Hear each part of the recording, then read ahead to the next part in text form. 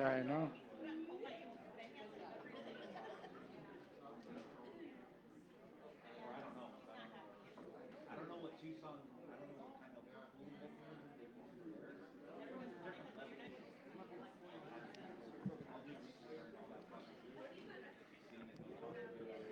Good afternoon, everybody. Thank you for coming tonight. We call this meeting to order. Today is August 28th, 2025. Can we get can we get Munoz to assist us with the blessing? Councilman? Santa Cusita, Cachete Tiempo, Socosiate, Soco Espíritu Santos, Ave María Purísima. Señor Celestial, síguenos dándose santo alivio, santa bendición y protección, especialmente a todas las familias que han perdido un ser querido, especialmente en este tiempo. O quizá tienen a alguien enfermo, o quizá que tienen a alguien que anda sufriendo mentalmente, espiritualmente, emocionadamente. Síguele dándole ese santo alivio, santa bendición y protección para que ellos puedan luchar y avanzarse de eso. Pater Noster, Padre nuestro que estás en el cielo, santificado sea tu nombre. Vengan a tu reino, hágase Señor tu voluntad en la tierra como en el cielo. El pan nuestro de cada día, danos hoy, pero no nos ofendas, y que no nos ofenden. No deje caer en tentación, mas líbranos, Señor, de todo el mal. Amén. Dios te salve María, y llena de gracia, el Señor es contigo, bendita tú eres entre todas las mujeres, y bendito es el fruto de vientre Jesús. Santa María, Madre de Dios, ruega Señora por él, por nosotros pecadores, ahora en la hora de nuestra muerte. Amén. Santa Cosita, este tiempo, Socosiate, Soco Espíritu Santos, Ave María Purísima, Ave María Purísima, Ave María Purísima. Bendito y elevado sea el Santísimo Sacramento del altar, la bendición de Dios Padre, Dios Hijo, Dios Espíritu Santos. Amén. Yes, Shoko Tesia. Can we get a roll call? Date of meeting Thursday, August 28, 2025, chaired by Julian Hernandez, Chairman. Chairman, Here. Vice Chairman Cupicio. Secretary Alvarez here. Treasurer Cupis. Here. Councilman Flores. Councilwoman Frias is on travel. She is excused. Councilwoman Alvarez Gomez is excused. Councilwoman Gonzalez. Here. Councilman Munoz. Here. Councilman Saldaña. Present. Councilwoman Sanchez. Here. 9 present and 2 excused. We have quorum, Chairman. Okay, thank you. Can we get approval of Approval of Tribal Council meeting minutes? Yes. minutes. List date August 14, 2025. Do I have a motion? Motion. Motion by Councilman Munoz and second by Vice Chairman Yucupicio. All in favor say aye. Aye. All opposed say nay. Anyone abstain? Motion carried with a 9 yes vote count.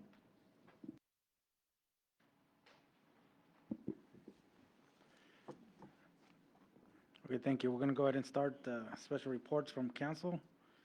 And I'll go ahead and start it off. I do want to start off by thanking all directors that have came together to work on the strategic planning that we have created and put it as a guideline for you all in order for us to get more stability, more processes completed for all departments. We are reviewing budgeting at this time, and it seems like a lot of them have came to an accordance to get these statements to be collaborated with what council has provided. I do appreciate all you guys' assistance in this, and then the ones that took part in it, and a lot of the conversations that were stated in there was basically good information that's going to help us move the tribe forward. And I want to thank everybody that participated in this. I know that we have other dates scheduled to work on this a little bit more, but we're just trying to get through the budget season. So we'll go ahead and start from left to right. Councilmember? Thank you, Chairman. Good evening, everyone in the room, everyone joining us online. I have um, two things I wanted to mention. I'll go ahead and keep going. One thing that I think Councilman Saldana will elaborate on, maybe even Councilwoman Gonzalez, we have been meeting with the communities to go over uh, constitutional issues, concerns, questions. We had one last night at Benhamo. Thank you for everyone that came out to join us for that. We are rescheduling meeting, and I'm forgetting the date right now, to make up for one of the days that we were supposed to meet with Guadalupe.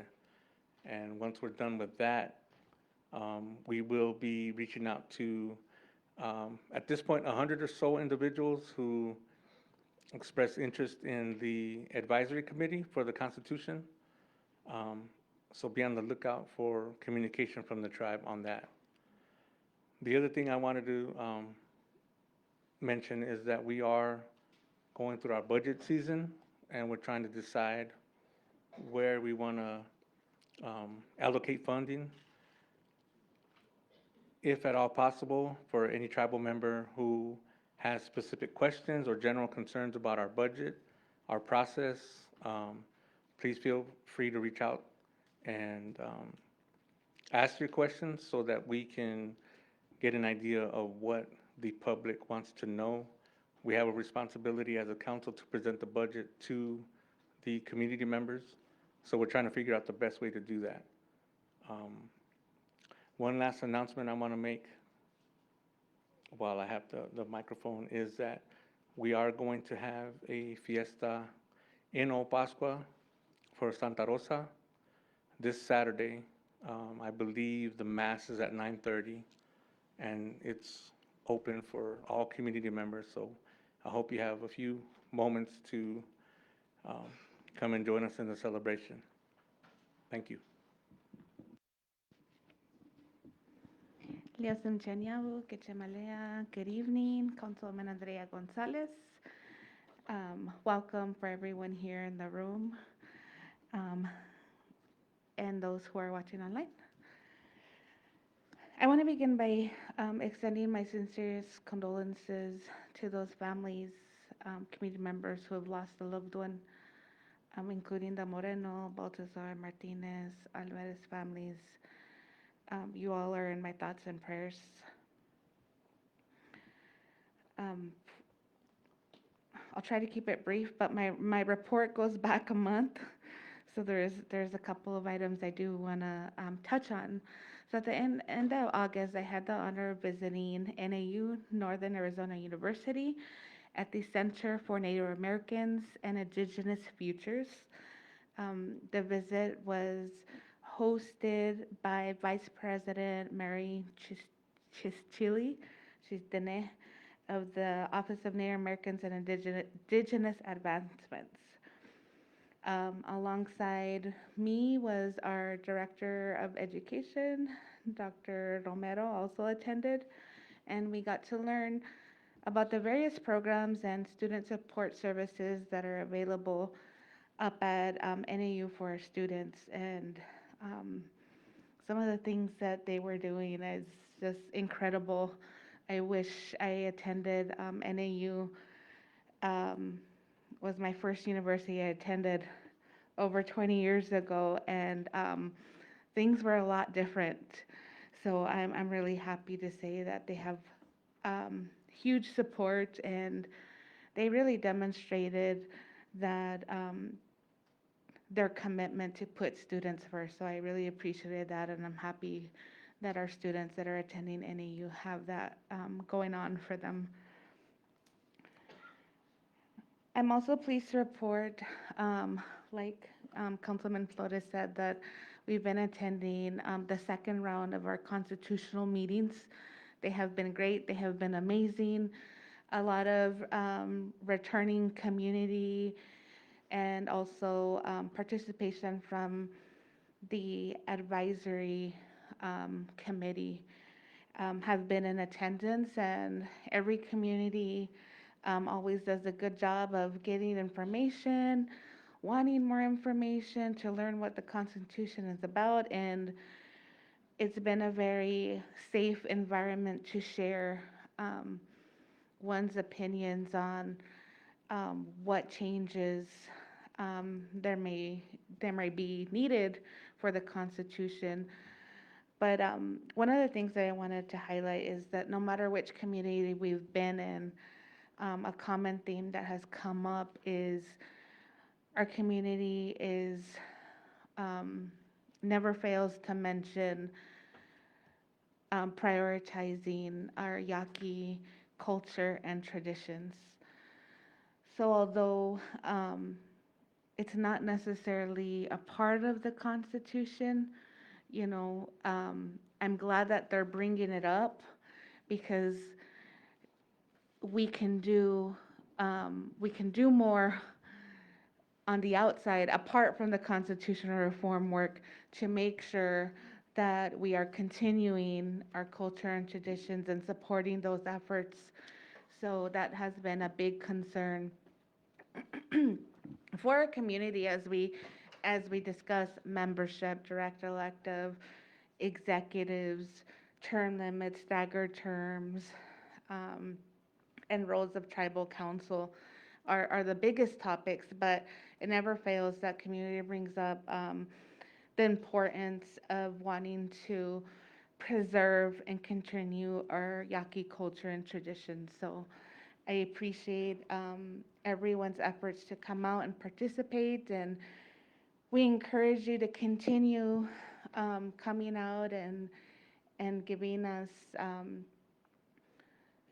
contributing to those conversations as the advisory committee will continue moving forward.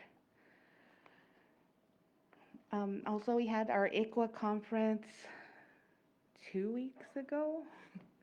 It's becoming a blur now, but I did want to say thank you for the Office of Attorney Generals for putting on our annual ICWA conference. We were able to give 2 champion awards to 2 of our community members. One was Tony Sanchez, who has dedicated a lifetime of service as an ICWA caseworker, and the other was Marisa Quiros from the Attorney General's office, who has been instrumental. Yes, applause to both. She's really been instrumental to the success of our annual ICWA conference and anything and everything ICWA. She has a new role now, but she definitely was instrumental in all of those pieces, the books, the foster care books, and organizing the ginormous ICWA conference, and which is federally, it's nationally, I should say, known, and people love to be here and get all the information, and Marisa is part of getting all those wonderful presenters out, not only within Arizona, but nationally as well. So thank you to both Tony Sanchez and Marisa Quiros. Let's see, also mentioned briefly, last week, we spent a significant time alongside our directors, supervisors, managers, staff, community, and community partners to discuss the mission, vision, priorities, and initiatives of the Pascua Yaqui tribe, or should I say the Pascua Yaqui Nation, as that was one of our discussion topics. So I just want to thank everyone, especially our leaders who help host it, organize it, our EPs, and also the directors who within the second and third day really took a lead in the discussions and made it a successful long 3 days, and it was a success. We were able to bring everyone to the table, starting from the top with council down to community and community partners to be part of the discussion. So I look forward to see where the process takes us. Choco Tesia. Good afternoon, Chocoltesia. Paul Thomas, Kupistek. I'll keep it short because Chairman already mentioned something about budget. So thank you, departments, for dealing with me and all my many questions I ask. It's nothing personal.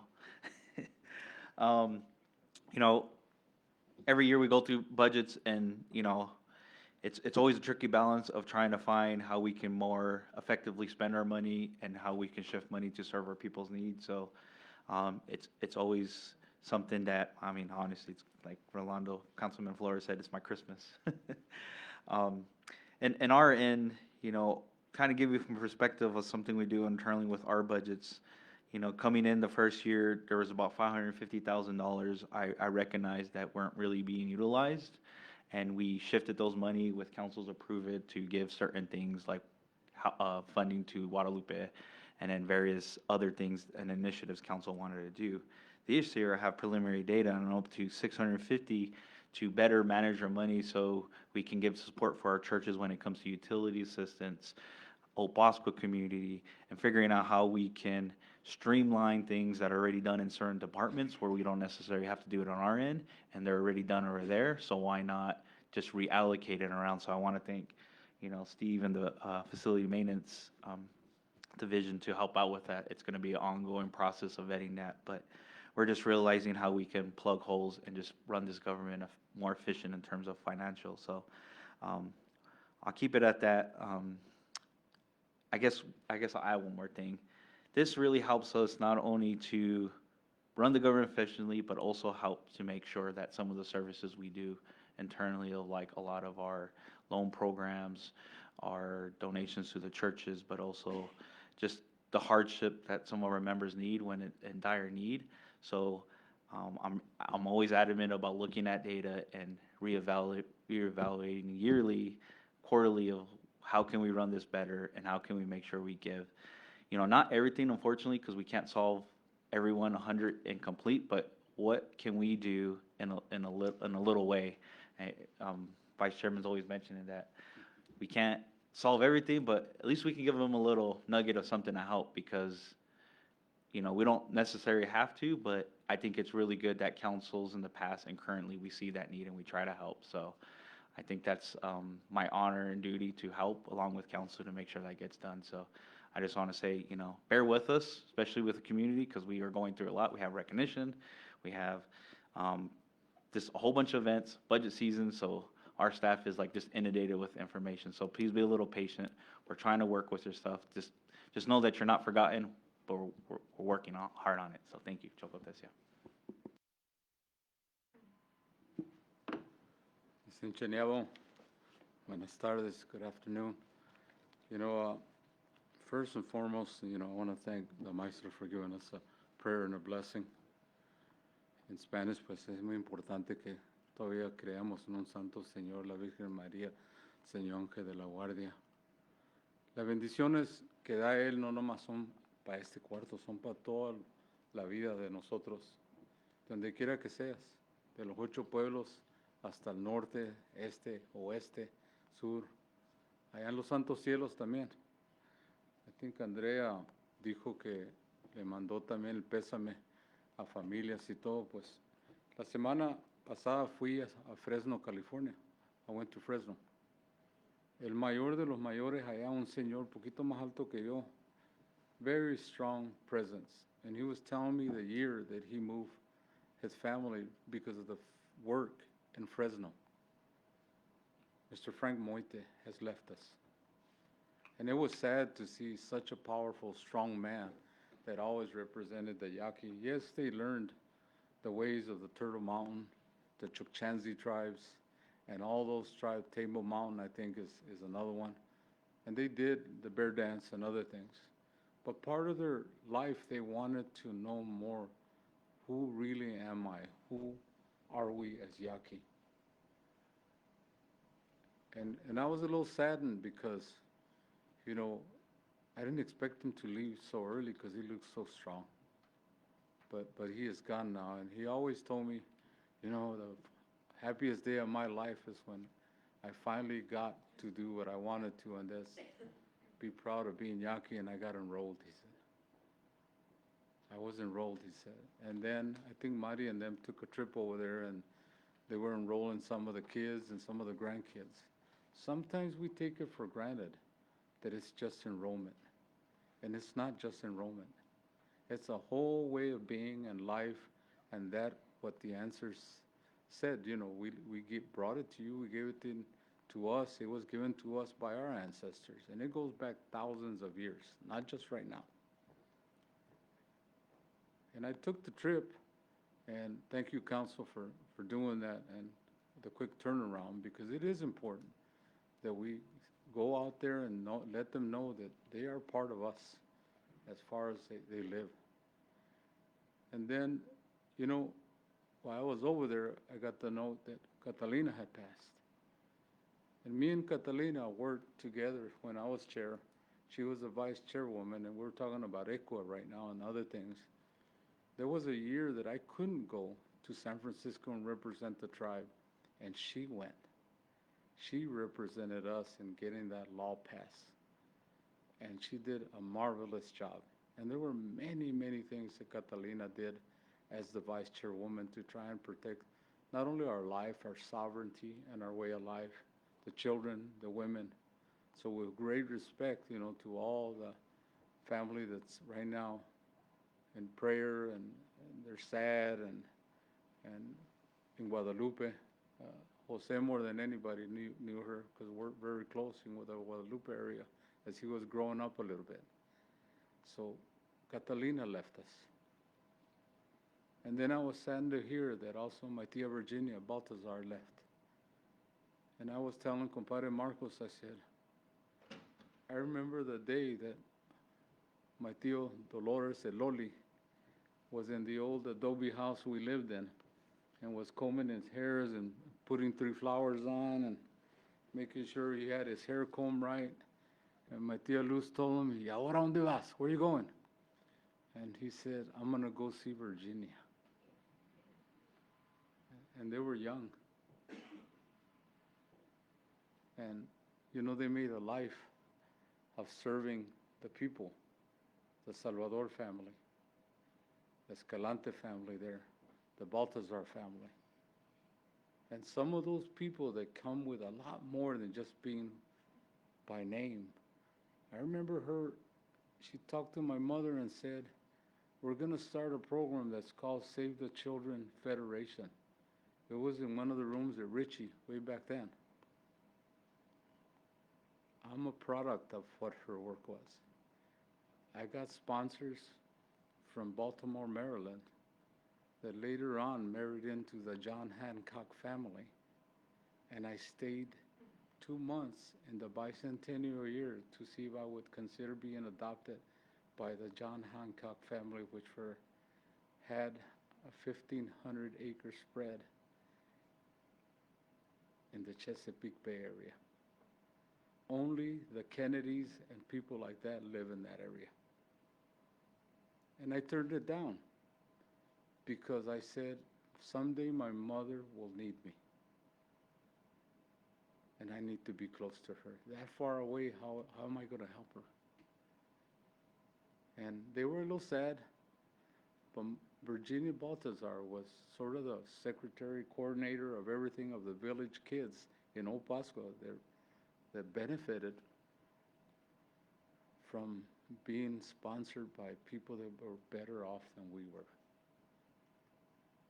And then, you know, she would always carry sometimes a tablet like this and look very official with her nice hairdo and everything. And she was always working for the youth and the youth council, the elders.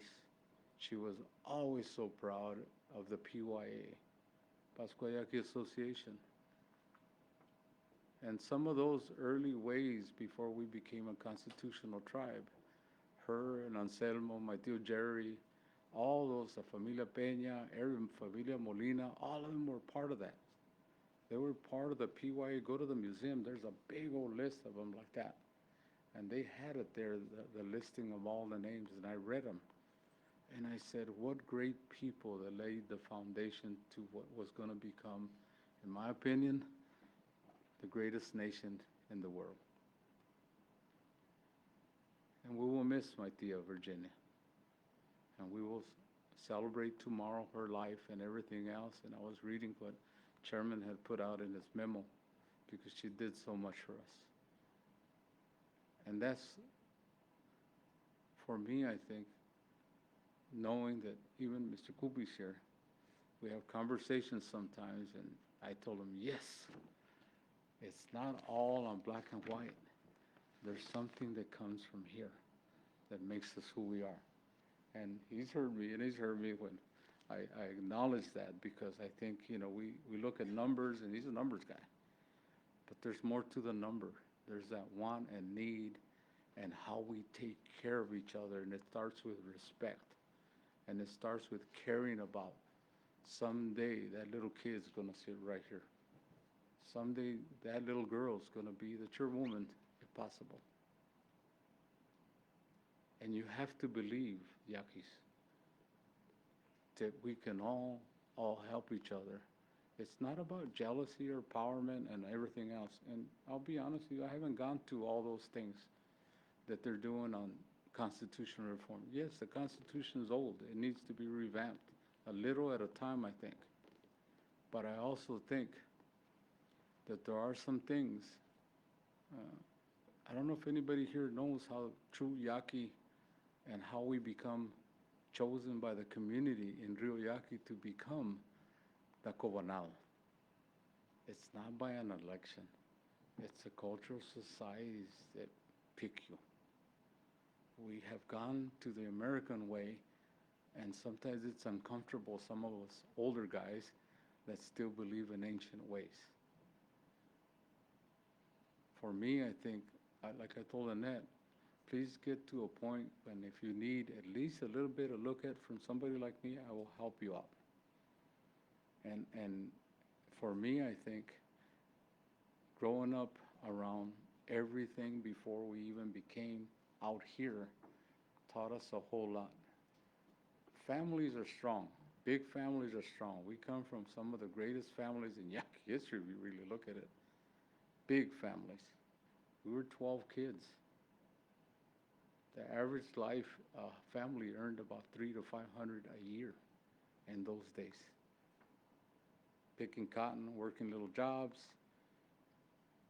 If you were the best, like I said, cotton picker in this part of the world, you were lucky if you made $3.50 or $4.50 a day.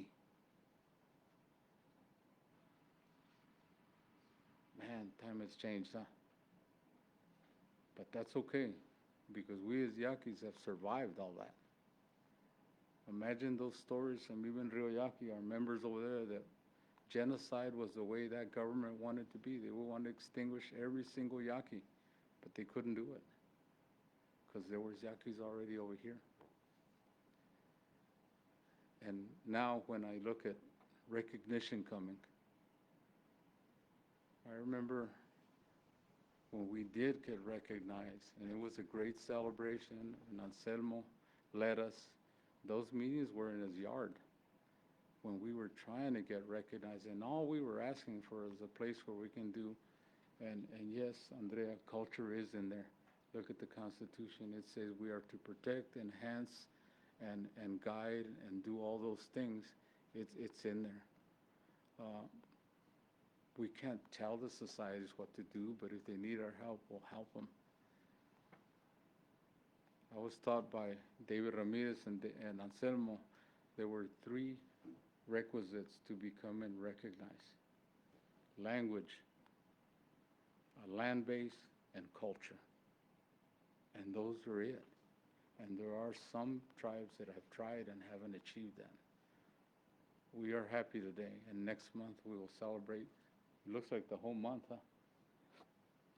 But we can keep on celebrating of all that hard work that those members made for us. And now we sit here.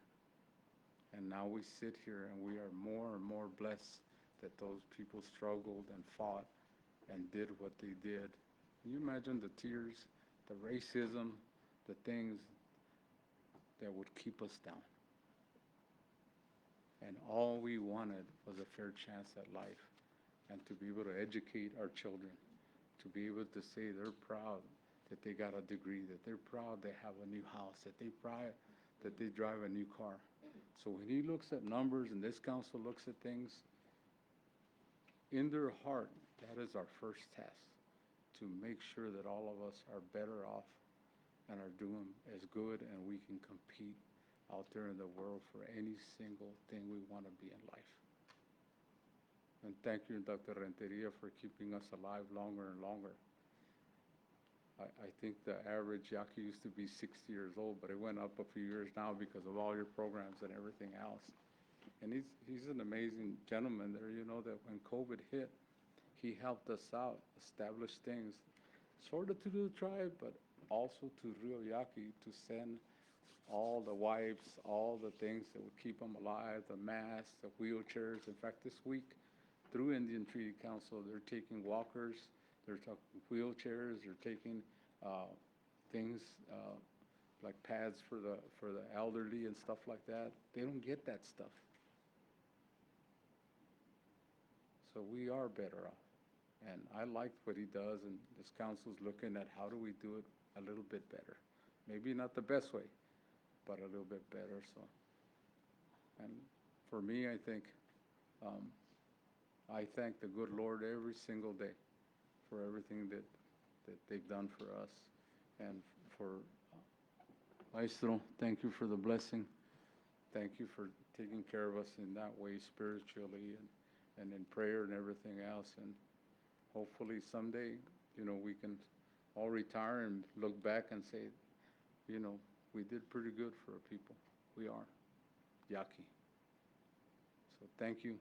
I don't have a financial report or something like that, but I did send council today because council, some of them couldn't go. So for recognition, we are inviting the Hopi, the White Mountain Apache, San Carlos Apache, I think, or White Mountain, and then the tribe from Crit. So we are going to travel and do the invites for recognition on the Saturday. But Yom Tekia is also having recognition on Recognition Day, and they usually host it. So they will do the traditional. They invited the Colencia from Guadalupe, and then they invited compadre Ramon Frias with a little bit of the older gentleman to do the blessing, tres sones, that's what we call it. And then they're going to have a dance at the Sunset Room. Thank you, Amanda, for providing that for the community, because sometimes it's too hot out there in the basketball court or by the rock, we call it. So I think we deserve a little bit better than that. So that this year she approved it, and we're going to have a small little dance from 7 to 11 with 2 Yaqui bands and 1 local Yaqui band. And then on Saturday, Chairman is working with Aaron on putting the Saturday whole package together. So thank you, many blessings, and every day, everybody that's here, you're not a worker, you're actually our partner trying to take care of this whole plate of enchilada that's been thrown at us. But it's a blessing. Come on, we can eat enchiladas once in a while. Thank you. God bless you. Thank you. Good evening. First off, I'd like to thank our dear and precious Lord for blessing each and every one of us here today. I welcome those in the audience and those online. On behalf of the Secretary's Office, I'd like to report our council's calendar continues to be busy with oversights. We've also hosted a Arizona Tribal Leadership meeting at Guadalupe at the new health building. I also attended a Southern Arizona MMIP Task Force meeting in Sales, in which I was honored to be at the table for. We also had, of course, the government leadership retreat, these sessions with all our leadership in the government. I want to thank all those who came and participated, but also the staff that put the event together. I know it took a lot of planning, a lot of work, a lot of coordination, long hours. I just want to thank the EP group, which is the executive producers. I thank you for going over and beyond for coordinating such an important time with our leadership. I know it's important to show them, our directors, our managers, our lead staff, that they are they are important and we do value them. And I look forward to more opportunities to be able to gather and continue to work together, because together we're better. Thank you, Ms. Annette, and your leadership. Also, of course, we've had the community meetings in which we were hosting the Constitution reform meetings. Recently, the Coolidge, Guadalupe, Pénjamo, but I just want to give a great big thank you to tribal leadership for those that do attend. We've had over 20 meetings at all the communities um, in this year. And I can't help but be grateful for those that do participate and show up at these community meetings, whether they're evenings, Saturdays. I want to thank council for being there, because it's so important to visit our communities, not just during campaign season, but throughout the year. It's really important to continue to hear from our members, to hear the challenges, to be transparent, to share what's coming, but also more importantly and more recently, the efforts on this Constitution reform initiative. So I want to thank council, because I mean, it's important that leadership is there. The community will show up. We just need council to show up to listen to the community, because without the community, we wouldn't be the elected officials that we are here today. We are servants, and I thank you. So I commend you again for the 20-plus meetings that we've had at the various communities. And I thank the community members for showing up as well. And of course, our staff for coordinating, going out on travel, coming back late, and again, making sure that our community members are fed and taken care of. So I thank you, staff, for locking arms with us and making sure that our community members feel welcomed and appreciated as well. And again, going back to our schedule this week, we've been with budget hearings and hearing from 20 different departments. It's been really intense. We have one more day of budget hearings come tomorrow, so I want to thank Finance for coordinating all those meetings and making sure we're trying to stay on time for the next presentation. So I want to thank Finance and again all the departments for at least those who were prepared. Thank you so much for giving us the information that we need so we can make an informed decision on the budget. So thank you to everybody. But also a little bit on the ICWA conference that we held that was on the 12th through the 15th. A great big thank you to the Attorney General's legal team, Mr. Domingo de Grazia. Thank you so much for your hard work and your leadership. And of course, our ICWA champion, Ms. Marisa Quiroz. I always get tongue-tied on that one, but you are a rock star, and I appreciate the work that you've done all these years. This, again, I've shared, was the biggest conference in attendance, so you truly deserve that ICWA Champion Award, along with, of course, Mr. Tony Sanchez for his lifelong work in ICWA. I'm so grateful to him and to his family for sharing him with the community and being there for our children and bringing them home. Those, the caseworkers truly are, I can't say enough good words for our caseworkers that work long hours and weekends and time away from their families to make sure that we're bringing home children. And that's something that Tony's been known to do. So I want to thank his family for sharing him with us. But again, thank you, Tony, for everything you've done for our children. So again, thank you to the staff, and I hope and pray we have another conference next year, because we heard a lot of good feedback, and we just only hope and pray that these efforts continue, because it's important to share the importance of ICWA and why ICWA works in all Indian country. So on March 13th, the tribe proclaimed Every Child Matters Day. So in a little bit, we're going to have our prosecutors department share a little bit about the initiative that's going to come about on Every Child Matters Day, which is also known as Orange Shirt Day.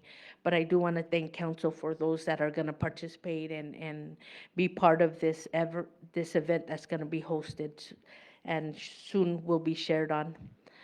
I wanted to acknowledge a few talented athletes that recently played in some very important games. It was the Babe Ruth World Series held in Florida and another state, but I just want to say a great big thank you for representing us well and playing hard to Leila Rodriguez from the community of Guadalupe. I want to congratulate Micaela Lopez from New Pascua community and JJ Medina from Guadalupe. All three of them played with such hard work and skills and pride in their tribe. All of them had a Yaqui flag and were taking pictures on that field and couldn't help but be more proud. So congratulations to our players. Continue to play hard, continue to do what you love best, and to the family, congratulations. And last but not least, I want to say my heartfelt prayers and condolences to the Baltazar family, the Moreno family, but also to Nathan Casillas' family, a young soul that committed suicide from the community of Guadalupe when a young man who loves his community and his culture so much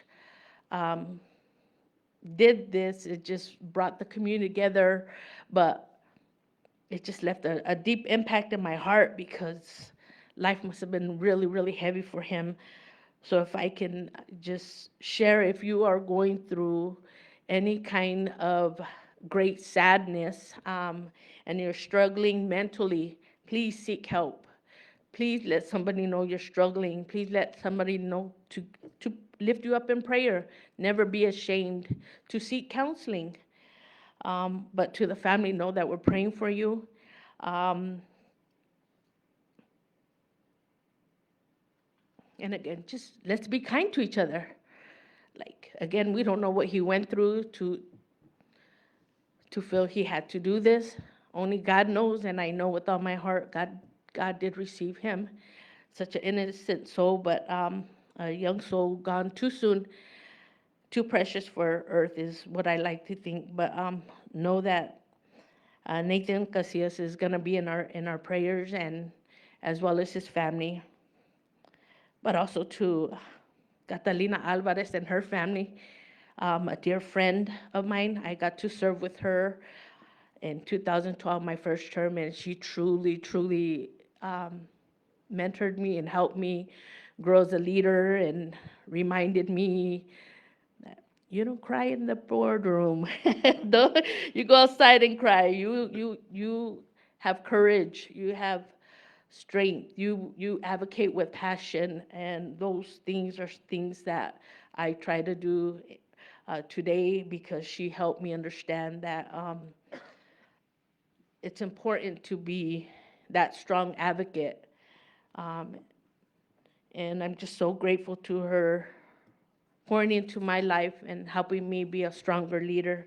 And I know that her legacy will live on because she did leave such a great impact. I can go on, but I just want to say, I know she's hearing us. I love you, Catalina. You will be missed.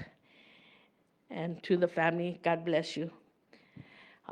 With that, I'll go ahead and say I'm done. Thank you and God bless. Thank you, Secretary. Liosim Chamaniavo, Ketchamalea, Enepo, Jose Enrique Saloniateac. Before I begin my council report, I also want to extend my deepest condolences to our communities. I know these past couple of days, as Vice Chairman and some of the councils mentioning, these past couple of days have been really hard within our various pueblos with the significant loss of leaders, whether administrative, whether cultural leaders. They were lives that truly changed other lives within our pueblo. So again, to the Baltasar family, the Alvarez family, the Casillas family, the Moreno family, you are all in our prayers. We're praying for you. I know in my community of Guadalupe, it's been a couple of weeks of very, very sad days, but I did want to go ahead and let my community know that we will heal. Our communities will heal. Mr. Casillas' death was a huge shock to us. And like I always say, we'll heal, but we'll only heal if we continue to respect each other, continue to love one another, and continue to share with one another. So again, I just feel deeply saddened for our pueblos, but I know that as Yoeme people, we always continue to live through their memories, live through what they have taught us, live through what our ancestors helped build. So again, just we'll continue to pray for those families and continue to pray for our communities. I did want to go ahead and add, so as many of council's mentioning, so we are in the middle of budget hearings.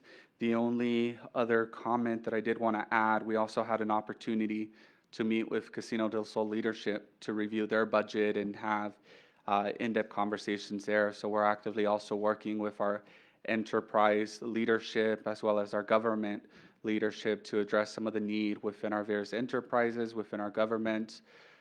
It's no secret that we're growing rapidly, and that's a beautiful thing, and we want to ensure that we're able to provide the programming that's needed for our communities, but at the same time be fiscally responsible and ensure that we leave the community and the next council and the council after that in a great place, just like the past councils have left this council in a great place in preserving our assets, preserving our culture, preserving our traditions.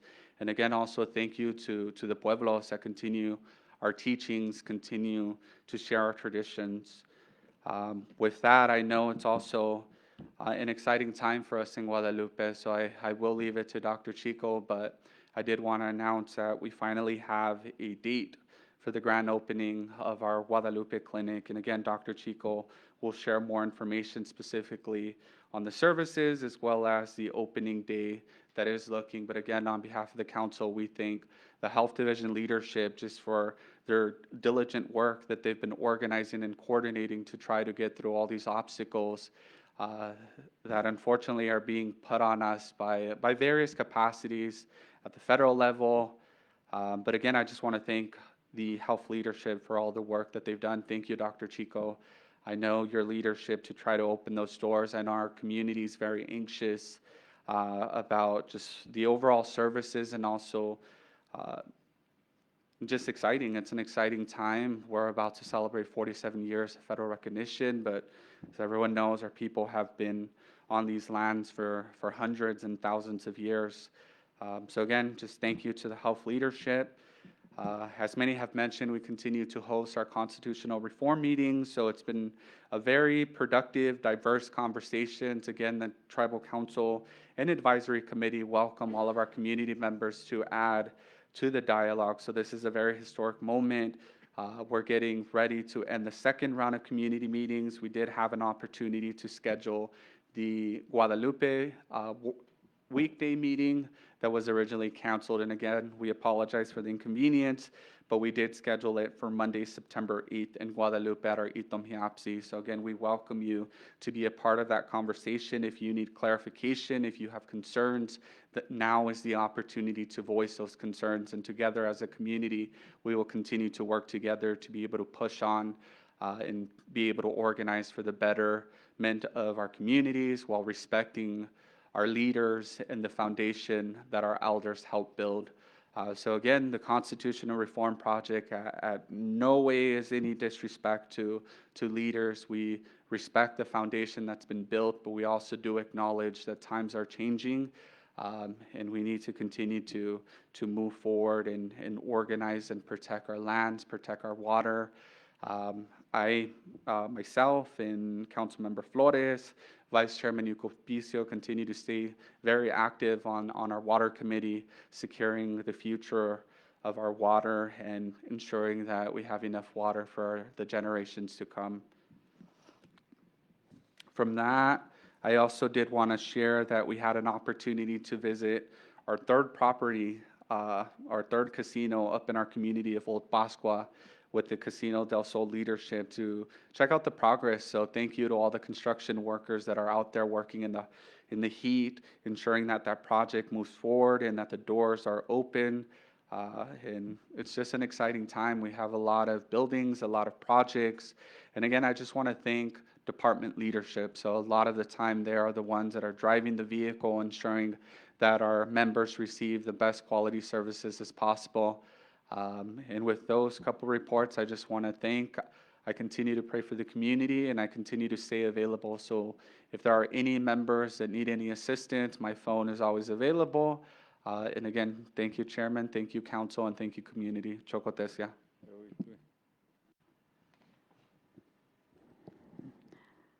Good evening. After all this, I pretty much run out of things to say, so I'll keep it short. First of all, we decided that we would like to learn the Yaqui language and sayings and stuff, so I'd like to thank Josie from the Language and Culture. She comes on Wednesdays for 1 hour, and she tells us that it takes 2,200 hours to learn how to speak the Yaqui language. So I think we've have like 4 classes, so we got a ways to go. The other thing is I attend everything that they've said. I've been there. The other thing is I attended and Tomas and I attended the Veterans, the annual Veterans Celebration at it's from the Legion here at the Wellness Center on Saturday, the 9th of September. Are we in September? August. Okay, so that was a really fun day. They had the little deer dancer that danced, or the people that came were from different parts of Arizona, from the different legions or posts that they have. So they had the deer dancer and the young singers, the teenagers. They did a dance, and then they came in with Aztecas. And the last one was folklorico with the children and the adults. So we had a fun day and traditional food, and and thanking the people that have been in the service. And that's always a proud moment. The Senior Center, in case you don't know, have returned to their original spot. Thank you, Rosanna. And we kind of cheated and went ahead of time so we could go and check it out. It's a beautiful place, and I'm sure that it's even going to be more, well, the kitchen everywhere, it's very nice. So I hope you have time to go visit and see the new center. And this one, in case you want to receive a Yaqui newspaper to be mailed to you for the seniors, Guadalupe, you would contact Juan Matus at 480-755-2522. And here in Tucson, I can't read your writing. Cheyenne Molina, 520-879-5530. And that's if the elders want to receive their the newspaper in the mail. And Monday, congratulations, we finally made another Labor Day holiday on Monday. Time off for those that are able to take the day off. And with that, I finish. Thank you.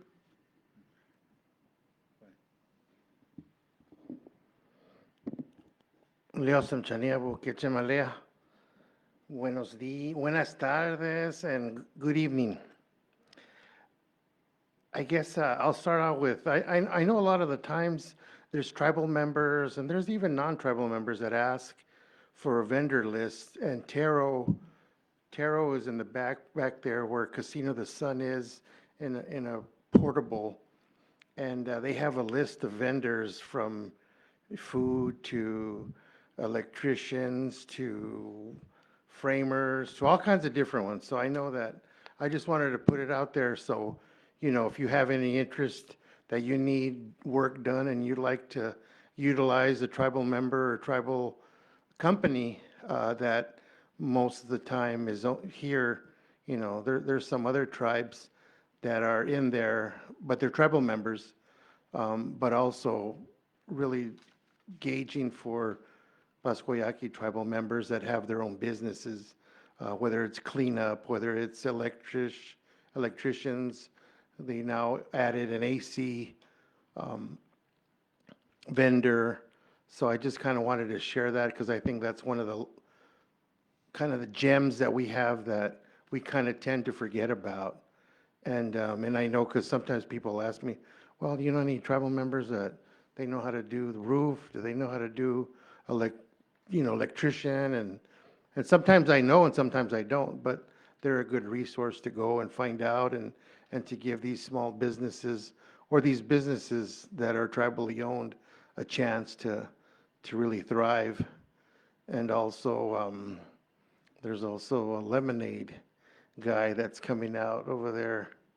He's a tribal member and trying to get that off the ground as well. So I always try to promote, tribal members and just tribal entities so that everybody needs a chance.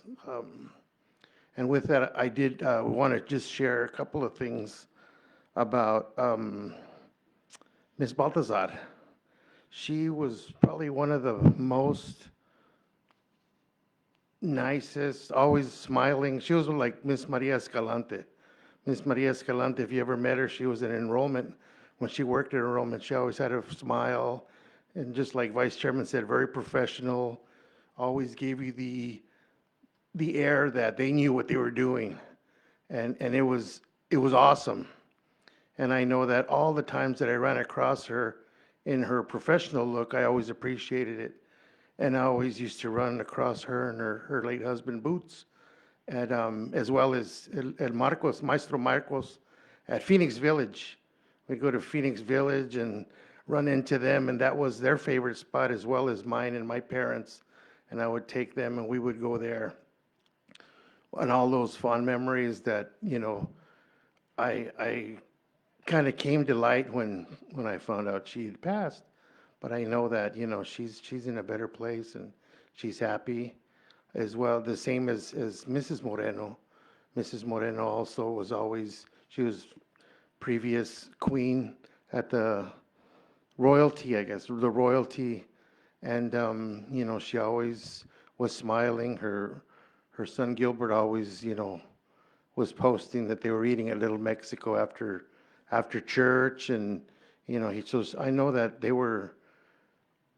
the families are very close knit, and I love that because I come from that kind of family. And lastly, I appreciate all the warm support that was given to me and my mother as she passed away. The health department, facilities, housing, everybody that just came and donated and just came to the house, and especially my neighbors. La Esperanza, La Muy, Valenzuela.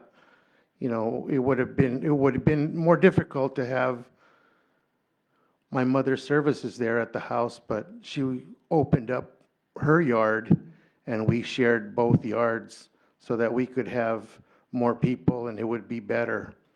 And everybody around there just kind of came together, as well as Comadre Cecilia Garcia in the front, and Los Hernandez, Los Abetas. Everybody just came in and helped out how they could as far as helping with the yard, and it was just a beautiful thing, and it felt very uplifting. So I did want to thank everybody, and even people that came, and you know who you are, and I totally appreciate it, and con todo corazón, todo respeto, I appreciate, the food that people came and delivered, and the cookies, and the pan dulce and everything. That was very touching, especially going through something as difficult as that. So I thank you all, and I thank everybody for doing that. And lastly, Ms. Catalina Alvarez, she, just like Chairman said, she was the vice chair, and I happened to be the treasurer. And at that time, I think we made a good combination. We were a good team, really did a lot of things. Catalina always reminded me of Mr. Jesus Osuna. Mr. Jesus Osuna, you would get him in a room, and he'd always ask you, what's wrong with Guadalupe?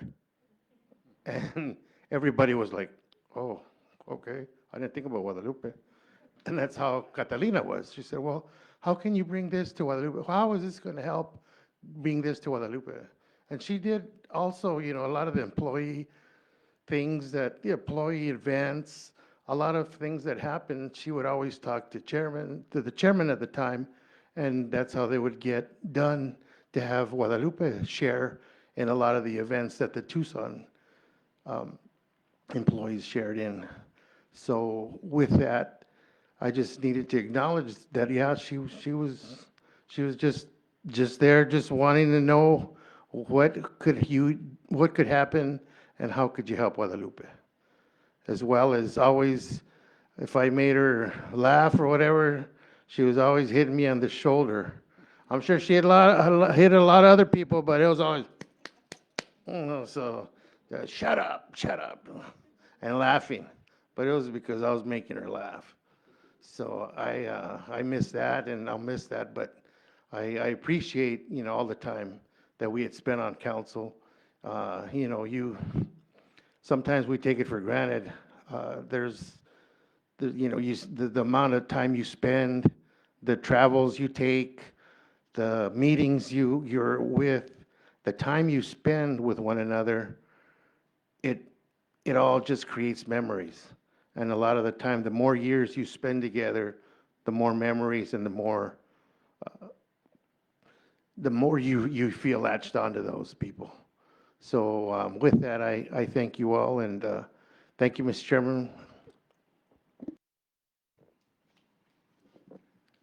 All right, thank you. We'll go ahead and move on to action item number 5, new business.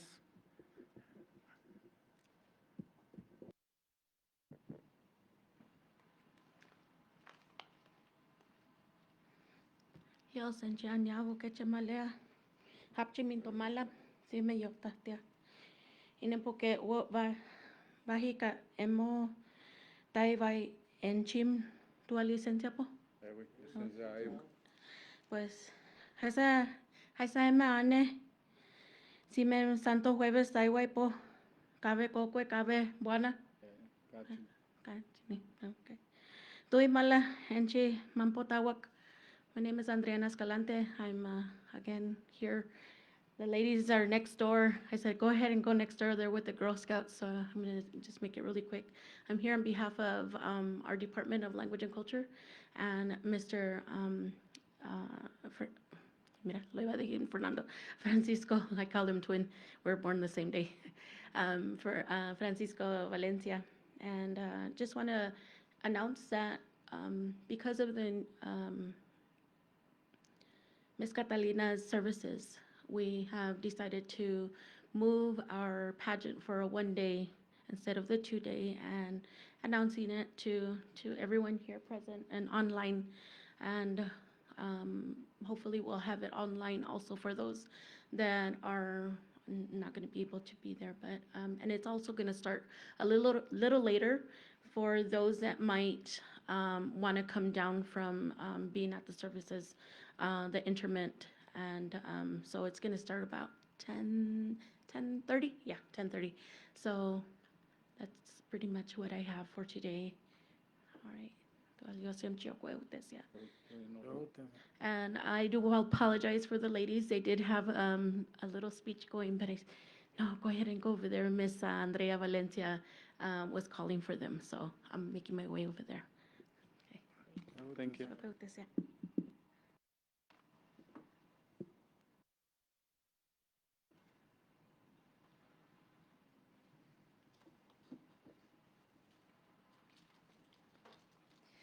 Good evening, Tara Chico, Executive Director for the Health Department. So as Councilman Saldana alluded to, we have finally selected a date for the opening of the Guadalupe Health Center. So we are having a grand opening on October 10th. So that is on a Friday, and we will become operational on Monday, October 13th. So there'll be more information to follow. There'll be flyers and announcements for the grand opening. So we are really looking forward to that event. So thank you. Thank you.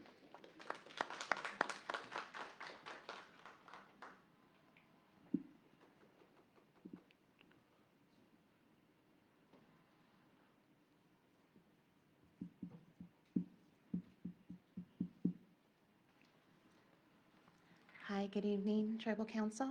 My name is Lisa Valenzuela. I'm here representing the Office of the Prosecutor, and we wanted to announce with Secretary Alvarez, who was describing the Orange Shirt Day, as well as the campaign for Every Child Matters cause. We will be having a Facebook Live with the Pascua is Family Facebook live stream coming up this Tuesday, September 2nd at 9 a.m. on Facebook Live. And we will be hosting a panel with youth as well as Secretary Alvarez and Councilwoman Gomez. So they will be on it live. And this is also in reference to an event that the prosecutor's office is going to assist with Tribal Council on the Orange Shirt Day Every Child Matters cause, and it will be on Tuesday, September 30th.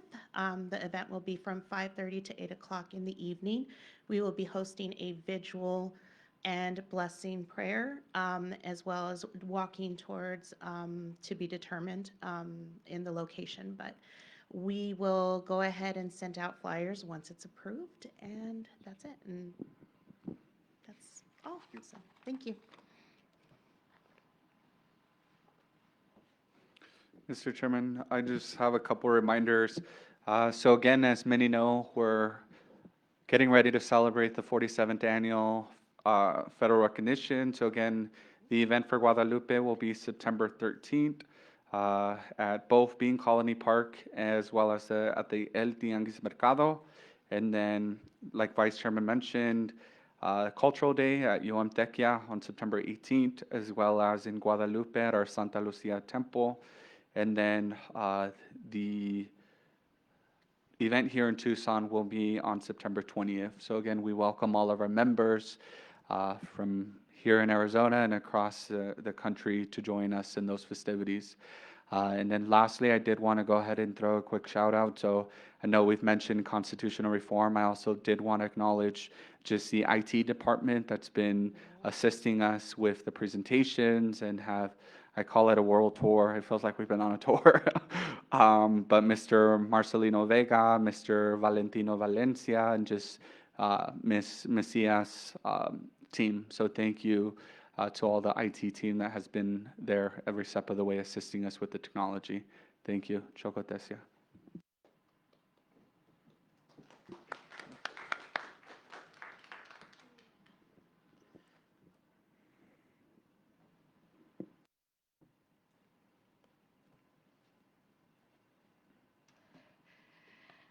Good evening, Tribal Council.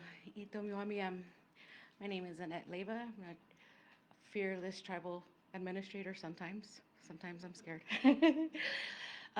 So tonight is an unusual night when we get to take this opportunity to acknowledge our director and our employee of the month. But tonight, you know, just hearing all of the wonderful things feeding off of that and knowing what has taken place over the last few weeks with our leadership and our directors, you know, it's great when one wins, but when they all win, it's truly remarkable. So this evening, you know, it's not about like the accolades of just that one director, that heartbeat of their department, but all of our heartbeats of all of our departments. You know, and how we came together over these last few weeks, last few months, we're a culmination of all of these elders, our directors, our council, and now to this new council. You're still new. The healthy risks that you're willing to take for our organization to thrive. I stand here not as one department, but as a whole. So for us to come together as an organization for our community is truly remarkable. So tonight, I clearly want to acknowledge all of our directors and all of our tribal council members that allowed this time to take place last week. We are nowhere where we need to be because we are just beginning in this journey with all of the wisdom and blessings that we've received, but to go together in locked arms. So I just wanted to take this time to our families online and in person here, just to recognize the true leaders that are just beyond the title, but who they are in their hearts and the commitment they make to our people and our community. So thank you very much, directors. And this time, we'd like to go ahead and turn it over for our Employee of the Month. So I'm going to invite our Director Morales up. Thank you.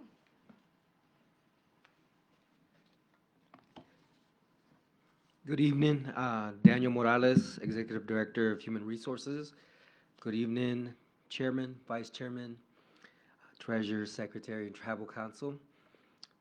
First and foremost, I would like to give my condolences to those who have passed, the community. Just Oh. move it, the whole thing, the bar, you Mhm. can move it up like that. Yeah, I don't want you to get there. You Hey, go. my neck's hurting a little bit there. Finally. My condolences to all the communities and to all the families who lost somebody this month. May God watch over you and heal you and bless you during this trying time. And now what I'd like to do is I'd like to present our Employee of the Month. And this brings me this is an honor to recognize this person in our department from our WIOA employee. Our nomination was for Ms. Dora Flores. Hey, Dora.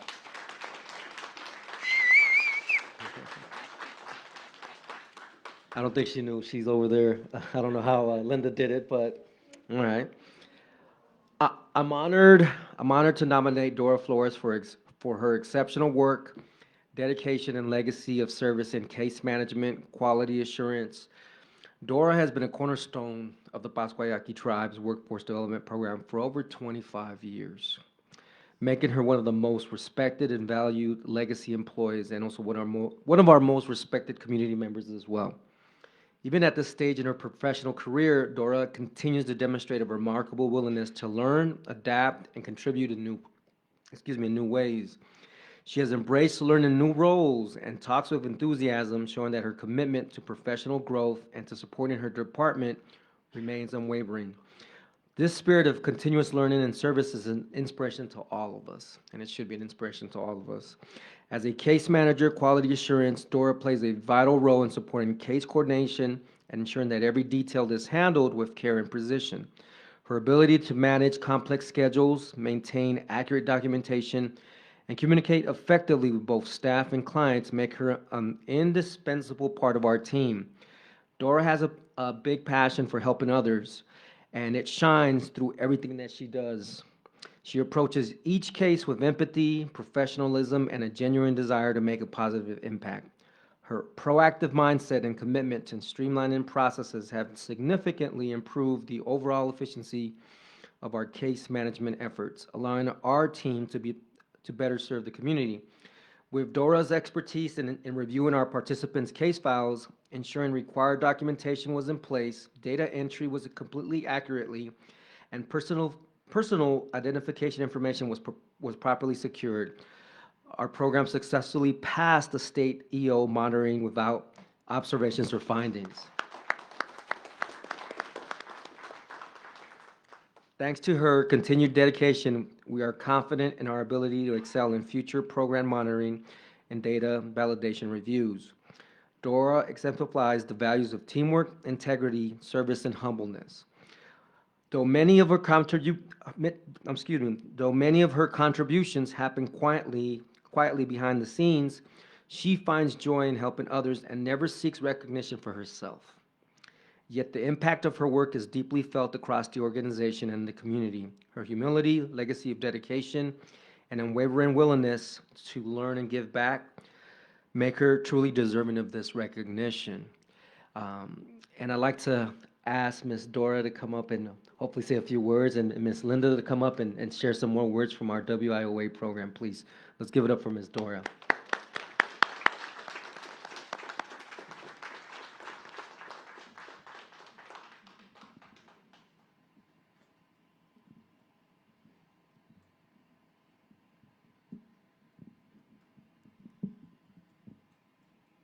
I'll put the mic lower for you just in case.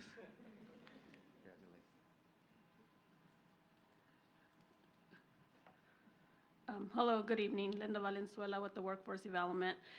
I don't know what else I can say. When they asked me to do a nomination, I was trying to keep it short, but it was hard. I also want to give thanks to Dora. She's been a mentor to me. She has showed me so much in growing, but also I can always depend on her. So, I mean, like I said, the nomination says it all. She's a great worker, a great person, and with a great heart.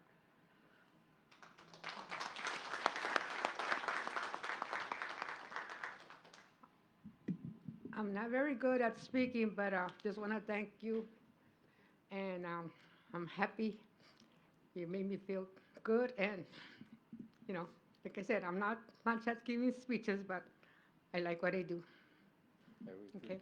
Thank you.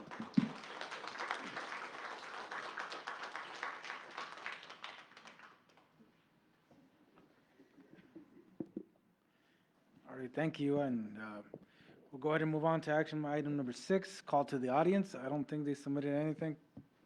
No. But if there's anybody that wants to come up, they can come up, just introduce yourself.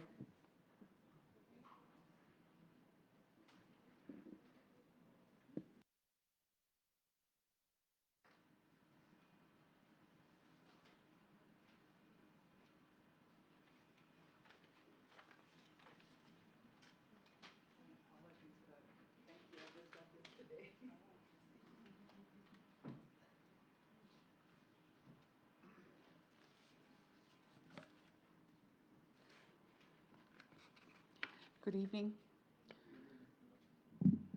First and foremost, I want to thank Tina Marie, because she sent me this at my request. And I appreciate that because I've been having a lot of difficulties getting correspondence from so many officials from our tribe, and it is very unfortunate to be saying this. I read a catch-22 on her document, and it says, we are not supposed to discuss issues regarding the Health Services Department. Can you give me more details, what exactly or precisely you are identifying in that? Because that was one of my departments with an issue. Okay, I guess I can say something. Yeah, we cannot reply in personal issues right now. What needs to happen is get the documentations of any concerns that you have to bring it up, and then we can discuss it with the director themselves. So we can discuss it with the actual member that has the concern. So are you implying that I would have to probably have or request for a certain meeting referencing what my criticism is? Not necessarily. What it is we're not able to reply in some cases. A lot, we don't know if it's a personal case or if we're involving other individuals, so that's why. It's the management of your department. Yes, and that's why we say that we would have to bring it up as a meeting one-to-one to ensure that we're not putting the tribe or ourselves or yourselves in liability of being sued or anything like Oh, that. catch-22 is liability then. Yep. So then I would need a lawyer Not to necessarily. improvise what exactly the major problem is that I went through in there? No, the thing is that in order for you to voice a concern, you have to give us an opportunity to look into it. A head start. Yeah, so, but we need to know, by the first process would be that you write in a document of your concern to us, so we could be notified what exactly is concerned Okay, about. so give you like a page of what I am inquiring about. Yes, just so we can get the opportunity to look into it. Does the council evaluate their work? We evaluate everything that has ties to us, so it comes And down to looking into it and giving do the, they have, I'm sorry, do they have a box of complaints, and how is it processed if they do?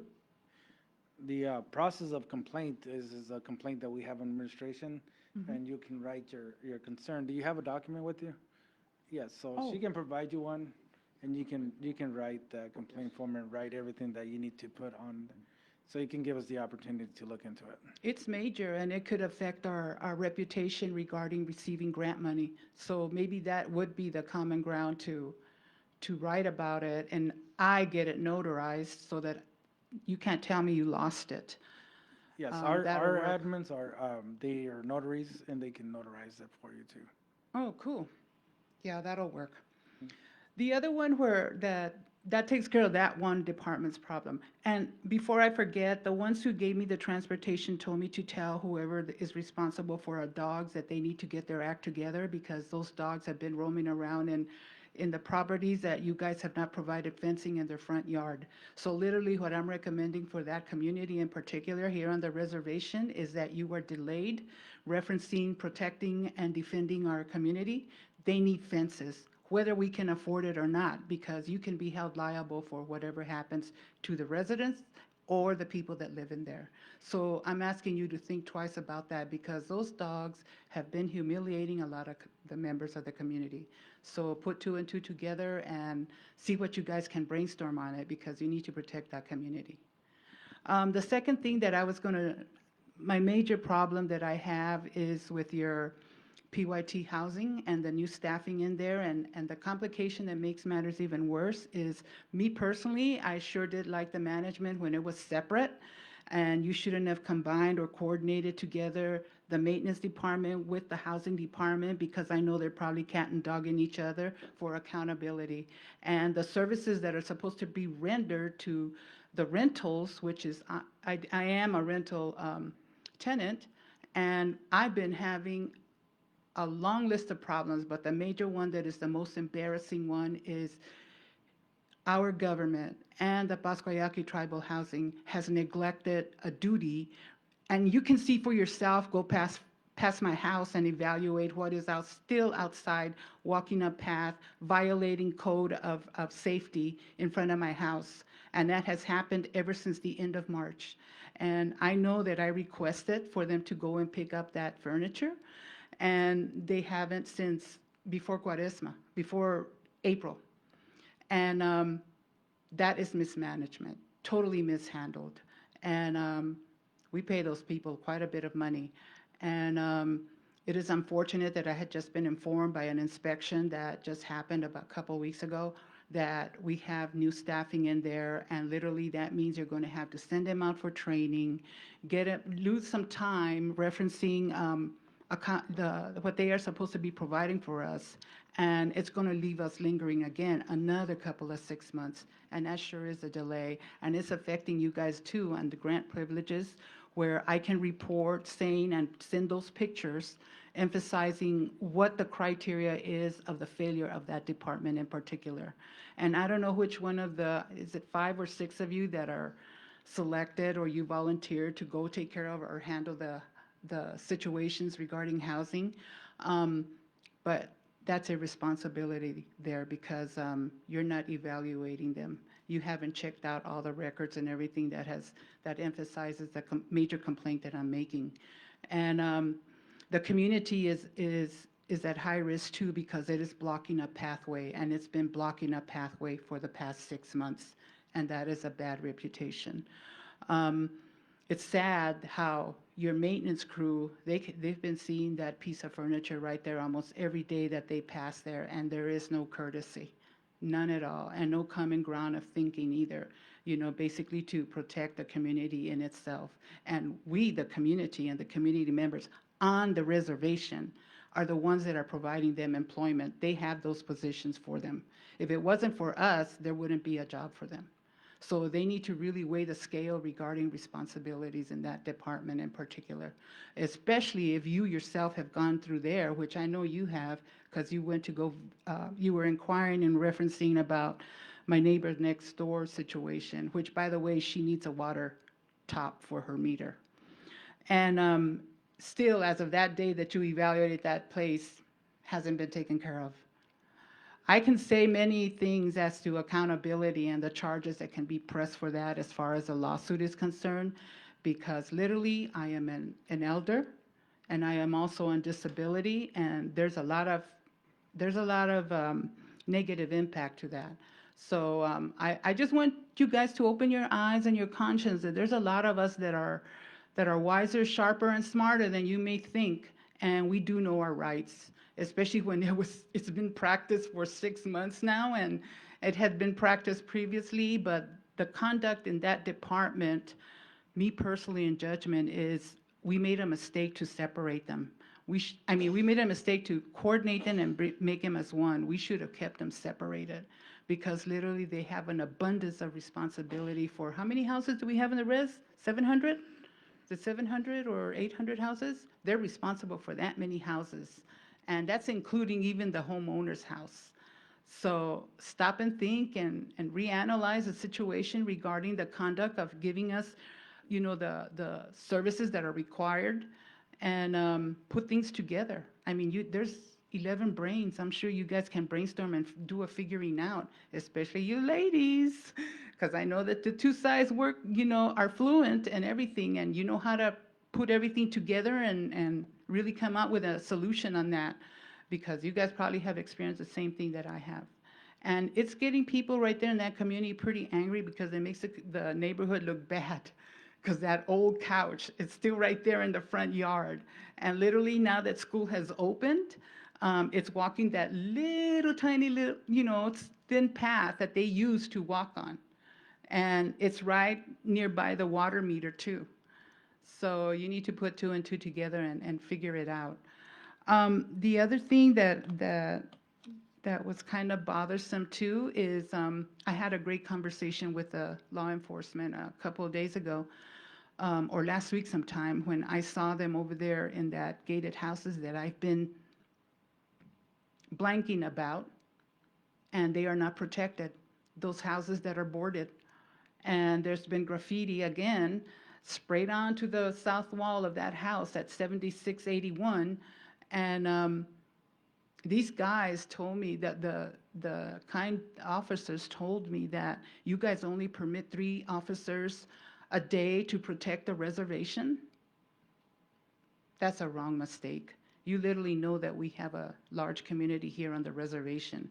And needless to say, we shouldn't be sending them somewhere else while they're supposed to be protecting us. I don't know how you guys are managing when we have a concert and it's all full and everything, and I see some of them over there. I'm hoping, in a principle of judgment, that you guys do coordinate or make an arrangement of having extra officers on those days when we do have a public involvement, with the community, especially for the people that are off the reservation, the community off the reservation. We're supposed to be protecting all of them, because you literally know we can be held accountable for anything that happens during our concerts. Yeah, I'm not too sure where you got your information for the officers, but we do have special units that kind of gives us the units to cover the whole tribe. So we are in the process of hiring more officers.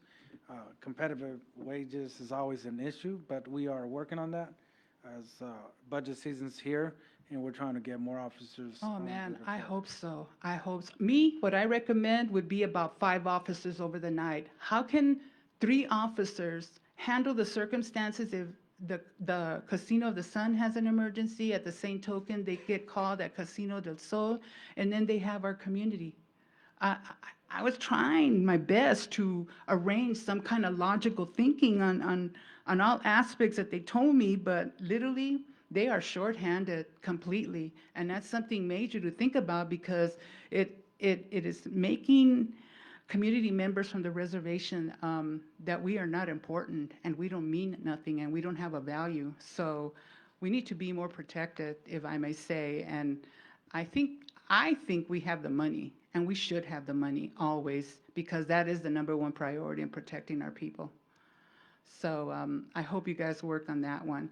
And in reference about protecting our people, I was kind of disappointed when I saw certain crimes taking place in front of my eyes, and I literally think it's accountability through our court system. I mean, catch and release these people, it just literally doesn't make any sense at all. Y- you catch them and then you release them and they can repeat the same crime over again. And that literally is not protecting the community at all. It's difficult for you to emphasize what I'm talking about, but I think if you look at the police reports and the police records and measure the time and everything on the things that are happening, it's unfortunate that some can't be reported. I don't know what the reason is, but it literally doesn't make any sense at all to me. So I recommend that you guys, whether the people like it or not, you need to put surveillance out there because there are so many crimes that are going on right there at that intersections in our community, practically all of them. And you can also catch the reckless drivers that we have. I don't know how many times my eyes have seen, because I'm retired and I'm sitting right there at my coffee table with somebody, communicating and everything, and zoom, we witness Vasco and Torin, the intersection in particular where people do not bother to stop. And I don't get it. The same thing, like I reported one time, is those bikes that are being used in the nighttime with no lights, no tags, nothing. So if I was to question them, they probably don't have any type of insurance either. So that's a critical issue that needs to be looked at and put in perspective for, protecting the community in itself. That's your responsibility, whether you live here on the reservation or not. And above all, I was very disappointed. I mean, don't get me wrong, because health is a very important issue for me. But where our money is going and where it is being spent and how, putting two and two together, I see, well, Guadalupe, yeah, they need this, that, and the other. But I want to bring into perspective also, and the fact of the matter that Guadalupe, Chandler, Coolidge, Eloy, Old Pascua, and Señor de los Milagros, they are not a reservation. And the priority distinctively is supposed to be on the reservation. I don't know how you guys got your grants. I don't know what you put in the wording regarding the Pascua Yaqui tribe identity, but I hope you also put in parentheses that federal money is going to those destinations where you mentioned that you've been providing, the health services and even the new homes back when Peter was chairman, the new homes and everything that has been going on over in various locations. You need to realize that they can take a look at those grants and see where that money is being directed. I just want to remind you, heads up, because you were saying that we were short on money and maybe perhaps they will cut us on various federal grants. Just quickly, we had to get a determination letter from the Secretary of HUD to build houses in Guadalupe, and it was granted. I can't hear you, Peter. We had to get what's called a determination letter because, yes, most federal funds are reservation, but then since we're unique that we have people and communities all the way to Scottsdale and down this way, we had to get what's called a determination letter from HUD to be able to build houses off the reservation. So it's legal. The second thing I wanted to let you know, I'm now proud to tell you this, part of Old Pascua, including the church, is reservation land now. But Well, call me and to my recollection, I think you only determined that the church was part of the reservation land. Well- And needless to say, Mr. Yucupicio, if it's one thing that I am aware of the fact, is that with all due respect, tribal government cannot supersede the federal government. If any suspicious activities do come in place, then that can be changed. Because by fact, for a quarter of a century, you serving on the Pascua Yaqui tribal government, that the federal government outweighs you, us, we, the tribal members. I challenge that thought because they've tried to take over some of us and they haven't. And that's all every You tribe just in every did country. because some are listening. You challenged that thought. Fine. That's why I say the money that you are receiving or that you are being provided really needs to take a good control. It'll put the rest of us in trouble, and we will have to be delayed for all the Have to services get some order right here, that we Lupita. are I don't pending mean to for. cut you off, but we gotta continue our meeting. And, like I said, you can voice your concern and we can write your concern so we can follow up on it. It's just, Or go visit me, and I'll show you in the Constitution where the United States says all tribes are respected, and it's listed there as. That we are respected, no question about that, but you cannot supersede the federal government. If the federal government says expect something, we are in trouble. That's all I'm saying. Thank you. Thank I you. appreciate your time. yeah.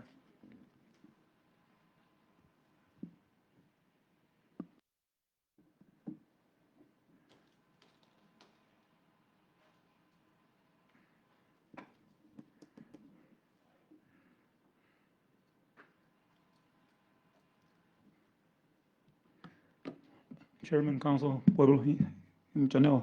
There was a couple of concerns that I brought up like 6 months ago. Never got a call from nobody, never got a response from nobody. I just heard it through the grapevine, and I know I talked to the cameras at the elderly center. I know I talked to Barbara briefly on that. She said everything was going good at the elderly center, right, Barbara? She's here, she probably took off already. Okay, my other concern was, I know they did the roofing at the elderly center. It was one thing that I brought up. La otra cosa is, I wasn't gonna bring this up yet, pero housing. Housing's always in the hot seat because for whatever the reason. 11 council members, cuando tengan tiempo, walk the premises in the nighttime, en las tardes, en las noches, porque hay mucha problema que están pasando en el new building ahí. Gente durmiendo en el lobby, gente durmiendo afuera, en los sites de los buildings. Ya sé que no tienen security cameras. Is anybody representing housing? Nobody from housing? No, nobody representing housing. Pero anyway, ya sé que no tienen cameras ahí, or tienen, or I don't know who's monitoring the cameras. Pero como estaba diciendo la Ms. Payanas about the items that are left in the vacant units or in the units, I know there's a charge for them to be picked up. That's why tenants don't call, because they don't want to get charged the $75 or $85. But if it's been more than 2 or 3 years that's been there, I think somebody should take initiative on that and take stands on that. I know somebody brought up directors.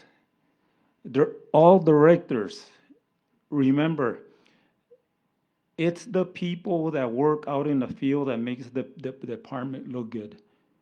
Don't just have meetings with your managers and supervisors or your lead man.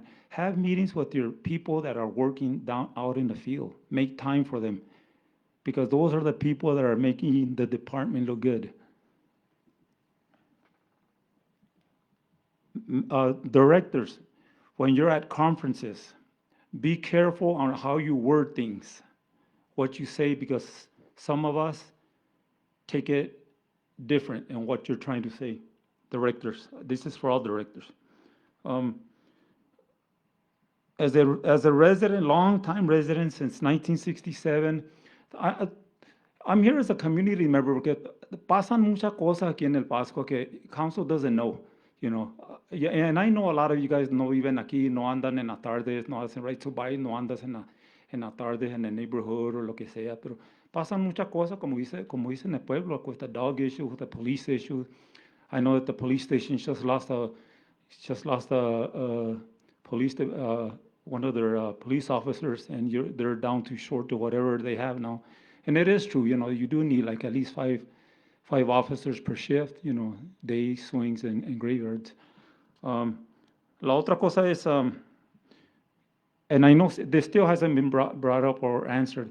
Why does housing director still to this date have a take-home vehicle in an untagged vehicle that he took out the stickers? He gets more than $100,000 a year to run the department. And you, council, you provide a vehicle for him. You provide, any other director has a take-home vehicle besides the housing director? Can anybody answer that? Anybody, any director? Every director has an assigned vehicle, and they are marked government. Housing director vehicle is not marked. They're marked. They're not marked. Believe In me, order they're. for us to run it through a motor vehicle, it has to be identified as a government vehicle. No, ya sé de eso, pero tag it Pascua Yaqui tribe property. Como tienen los little red tags like every other vehicle that the tribe has. You guys don't have it because you guys explained por qué no lo tienen, which you guys should, pero a director, okay, all directors are assigned vehicles. Pero a take-home vehicle, somebody that makes a lot of money, somebody that got hired a year and a couple of months ago, tiene un take-home vehicle. I think, I believe it was Sherman that Yokopish at the time when you hired him on the spot, right? I don't know, it was part of the contract, but I know we've had many directors from outside, coming from Phoenix. Did they have a take-home vehicle? No. Yeah, I know we have houses over there in Guadalupe. I know we have, stuff, pero come on, somebody that makes that much money has a take-home vehicle and it's not tagged as a Pascua Yaqui tribe vehicle porque no quieren saber dónde está parqueando o qué está haciendo after hours o lo que sea. Nadie trajo esta, I did mention it a while back and ¿qué dicen? Deja tu número, te vamos a llamar. Okay. One more thing. For those of you that, Peter Munoz and, ¿qué está pasando con the water rights in Mexico? I know there's been a project that's been going on for the last 20 years. There's certain council members que started the thing. ¿Y qué está pasando con eso? Well, the last we heard, they were still arguing within themselves again. And you know that happens because they're only in office for 1 year. Hmm? And right now, the old group with the new group doesn't really gel together. Last week, they were about to throw the governor of Vicam out. And once that happens, then a lot of things slow down. So that's where it's at. There is what's now established El Distrito de Agua, and they inherited that, but the community there is now arguing that even if they build canals, there's no water flowing. So where is the water? And that's what they're asking. As soon as I call some of the people that are in leadership right now, because they'll give me a report, then I'll call you and then I'll tell you what's going on. Yeah, y la cosa también, I mean, you get information from people that were in past council, past, I get past it people. from the recent ones Yeah. too. Yeah, even from the, well, por eso estoy preguntando, That's pues. what I'm telling you, Yeah. they're fighting right now. Ajá. Y, okay, la otra cosa era, the naming of the new casino. How come Pueblo wasn't involved in at least having a say on the third casino? Bamta, como le llamaron. Why wasn't it Pueblo involved in it? I mean, it's our casino, not just the CEO or 11 council members. I agree with you. You know. Yeah. Even old Pasco people were asking me, hey, where'd you guys get the name? Yeah, y a dónde agarraron el nombre ese? ¿Quién era la person que los usó? I think it was discussed like the last term, and there was 3 or 4 different names out there, and then this council looked at those and they say, well, it really means the third casino or the third son. And that's what was chosen. Oh, okay. Y otra cosa, the CEO for the casino, is she a permanent or still interim? She's interim still. We're Interim still todavía. working ¿Qué on it. tantos años ya tiene interim esta? And what's the hold up on it? Oh, we're still working on getting the people to interview and pull in for. For the CEO? Okay, because I know that she's been on interim for a while, and then, She hasn't, oh, Yeah. barely? yeah, for a minute, yeah. Yes, I know that she was employed, yeah. Yeah, she's still employed with us. It's just that she's temporarily. She's just been there for less than 6 months or 3 months or something like that. 3 or 4 months. So it's Porque not- acuérdate, council, Ine po en Chuvicha, el pueblo mira todo lo que hacen, Dime tú que That's why I'm que- asking that you write your concerns, and that's. the what we gotta- concerns aquí, por all that's why I bring it out. Well, that's what we're saying. We provided a complaint form, Mm-hmm. a complaint form to write your concerns so we can look into the situation. Okay, la primera vez cuando traje estos complaints, no tenían ese system este. Yeah, we didn't have it. We were still organizing, and we're still organizing a lot of the things that we're working on, so. Okay. But we're trying to make it better, and if you feel that we're not doing it better, please voice it on the concern document, so we can follow up on it and see how we can correct it for you. Y la otra cosa es, I know you guys started out with a bang, with all these community forums, going to all the pueblos, getting their concerns. ¿Qué está pasando con eso? Because if you guys probably know, other pueblos, other people talk to you guys about qué está pasando con esto y eso. Ya tienen, nomás comenzaron bien y todo y ya no se miran. Ahora comenzaron con este Constitution Reform y ahora están haciendo eso. Pero con los community reforms del pueblo, que el pueblo tuvo input, en other pueblos. ¿Qué está pasando con eso? We're still working on it. We're going to collaborate the information and put it together and just pull the information that's matching with each other in order for us to move forward on any decisions that we make.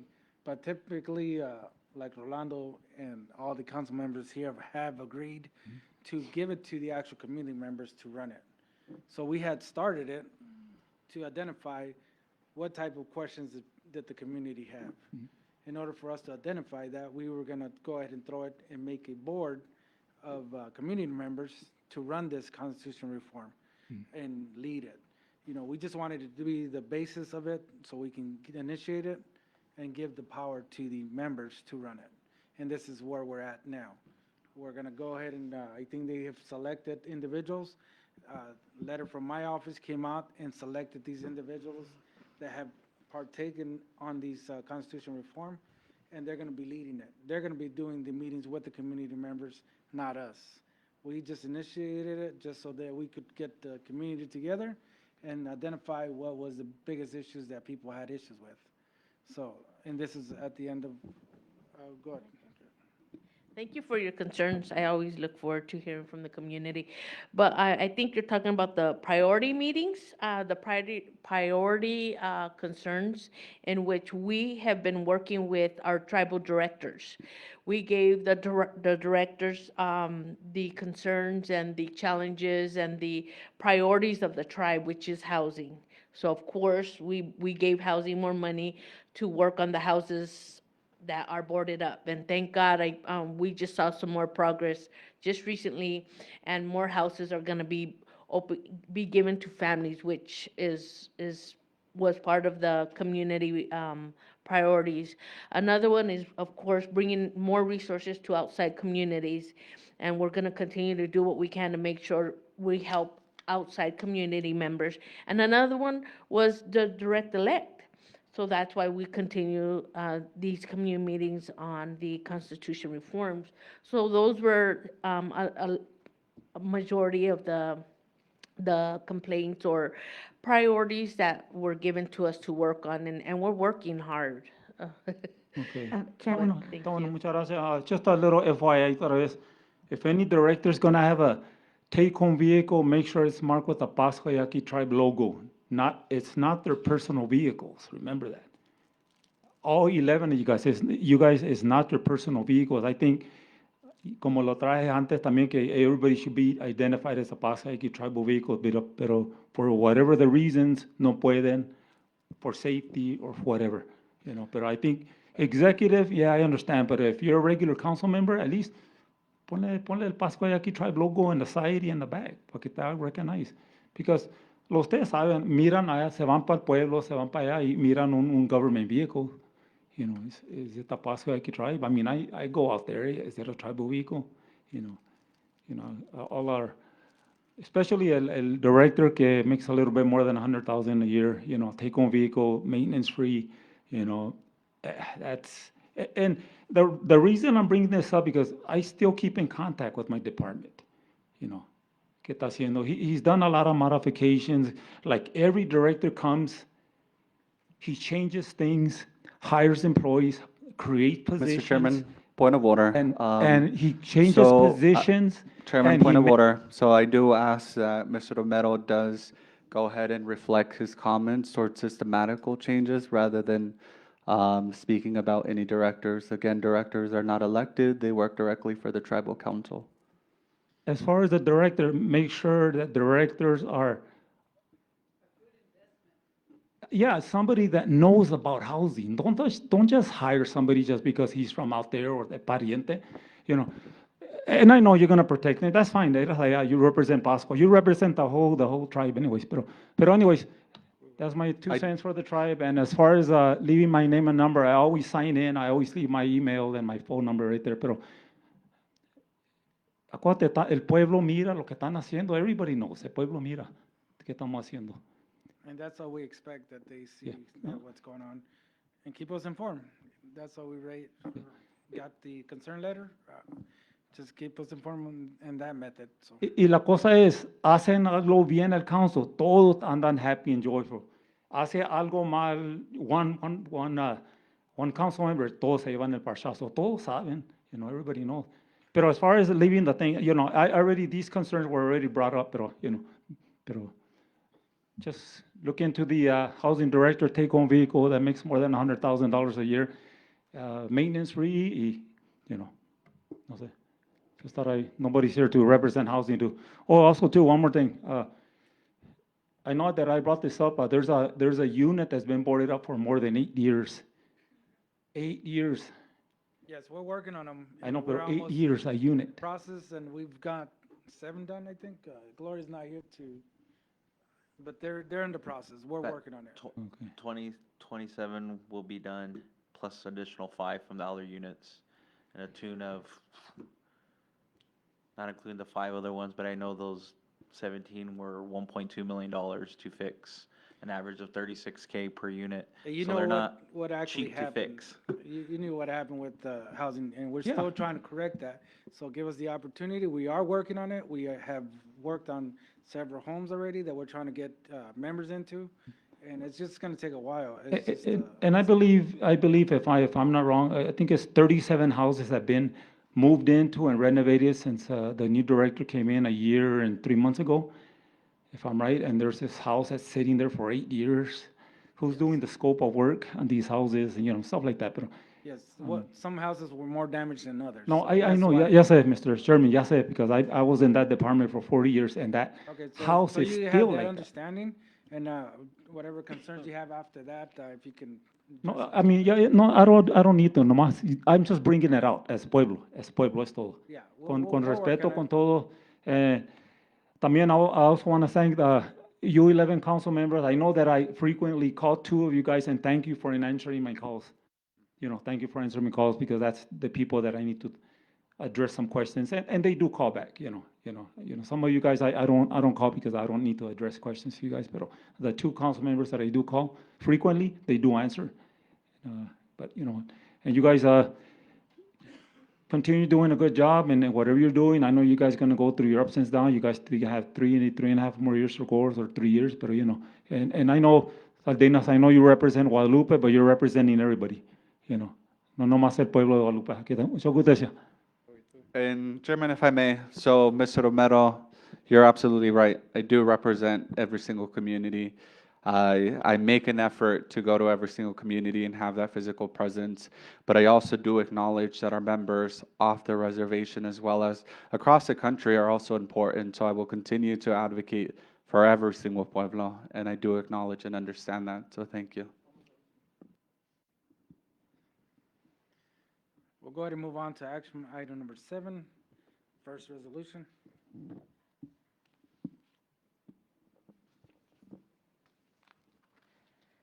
The first resolution, number C08-253-25, has been pulled.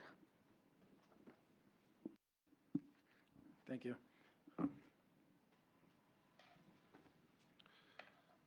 Good evening, Chairman, Tribal Council, and Community. It's Michael Priest from Social Services, and I'm asking for approval for the approval of LEHEP grant. And the LEHEP grant is a low-income energy assistance available to tribal members who, due to unforeseen circumstances, require immediate emergency assistance. Eligibility requirements are income-based, tribal enrollment, and crisis-based.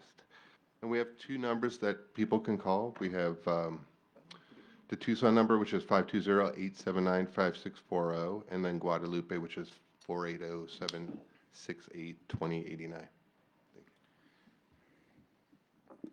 Resolution number C08-254-25, resolution of the Pascua Yaqui tribe approving a grant application for the low-income home energy assistance program, in parentheses is LIHEAP parentheses, for FY 2026, and authorizing acceptance of the grant award.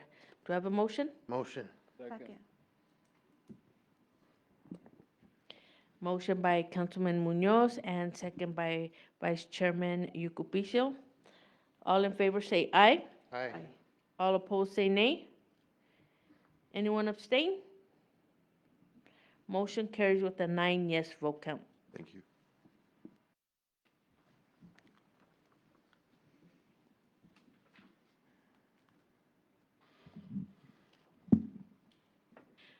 Good evening, Chairman, Council, and audience. Maria Lopez from the Tribal Gaming Office.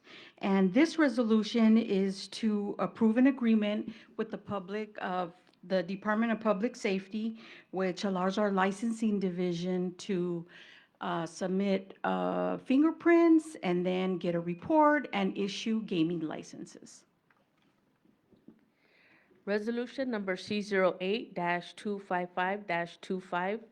Resolution of the Pascua Yaqui Tribe approving a non-criminal justice user agreement for the federal and state access between Pascua Yaqui Tribe on behalf of the Tribal Gaming Office and the Arizona Department of Public Safety for fingerprint submission. Do I have a motion? Motion. Second. Motion by Councilman Munoz and second by Vice Chairman Yucupicio. All in favor say aye. Aye. All opposed say nay. Anyone abstain? Motion carries with a 9 yes vote count. Thank you.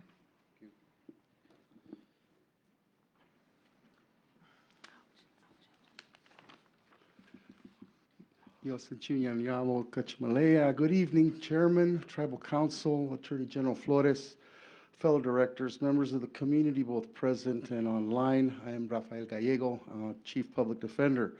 The resolution I'm asking for approval for is to amend Title III, Part 2, Chapter 222, Subchapter K of the Pascua Yaqui Tribal Code. Essentially, what we're doing or asking is that there be an addition to a rule, the criminal procedure for a judgment of acquittal, and that is used when there is a trial, and after the prosecution has presented all its evidence, then the defense requests, before we have to do anything else, requests the judge when we feel that there is insufficient evidence to proceed for a judgment and acquittal. That's done ordinarily anyway, but it's absent in the code, and we're just asking that it be added under this resolution. Resolution number C08-256-25, ordinance 71-25. Resolution of the Pascua Yaqui Tribe approving an ordinance amending Title III, Part 2, Chapter 2-2, Subchapter K of the Pascua Yaqui Tribal Code. Do I have a motion? Second.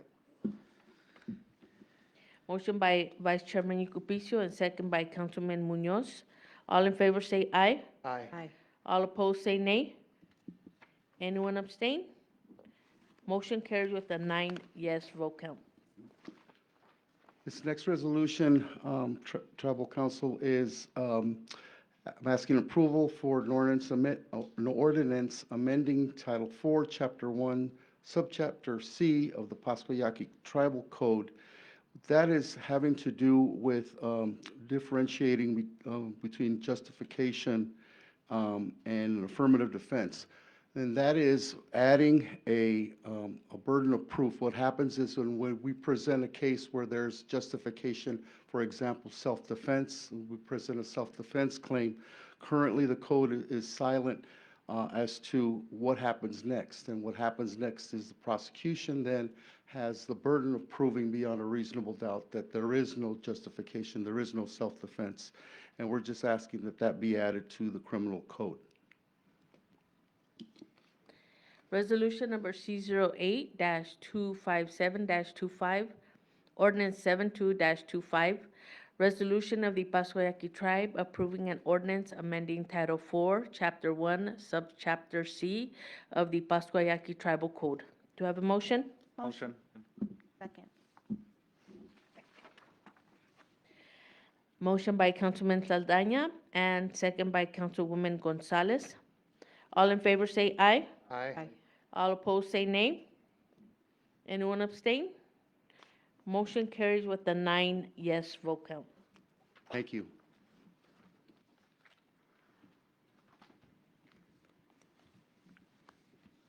Good evening, Tribal Council, community members, Assistant Attorney General Virginia Torres, presenting on behalf of the Grants Department. This resolution would be a delegation of temporary powers to the chairman to apply for specific grants as a result of the federal government significantly shortening the time period for the tribe to apply for those grants. Resolution number C08-258-25, resolution of the Pascua Yaqui tribe authorizing temporarily the tribe's chairman to sign and submit through the tribe's Grants and Contracts Administration grant applications in the certain limited exigent circumstances without a tribal council resolution, provided no grant award shall be accepted without tribal council approving resolution and authorization. Do I have a motion? Motion. Second. Motion by Vice Chairman Cupicio and second by Councilman Munoz. All in favor say aye. Aye. All those who oppose say nay. Anyone abstain? Motion carried with the 9 yes vote count. Thank you, Council.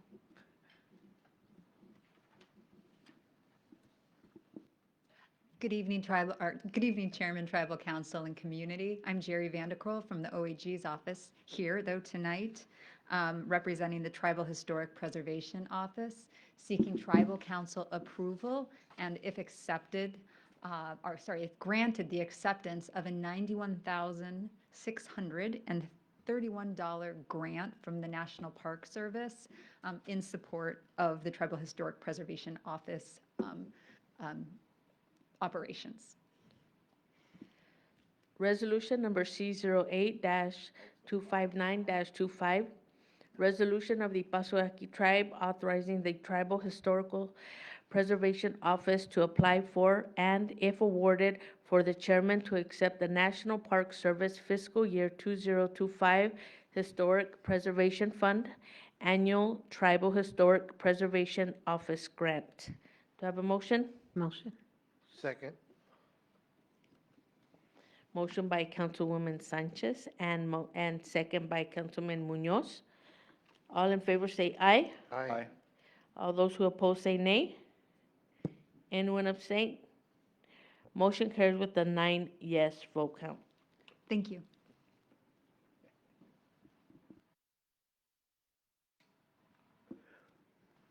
Good evening, Tribal Council, members of the community, and those listening online.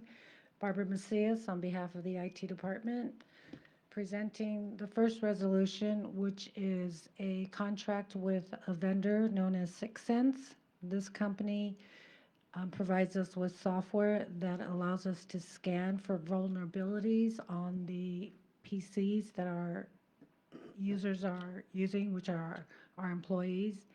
And we're also going to be utilizing this software to push out Windows 11 to all of the PCs, where Windows 10 will no longer be supported by Microsoft by the end of this year. Resolution number C08-260-25, ordinance 73-25, resolution of the Pascua Yaqui tribe approving the purchase of 6 Sense Enterprise annual subscription and application packaging services from VLCM and approving an ordinance authorizing a limited waiver of sovereign immunity. Do I have a motion? Motion. Second. Motion by Vice Chairman Yucupicio and second by Councilman Saldana. All in favor say aye. Aye. All those who oppose say nay. Anyone abstain? Motion carries with a 9 yes vote count.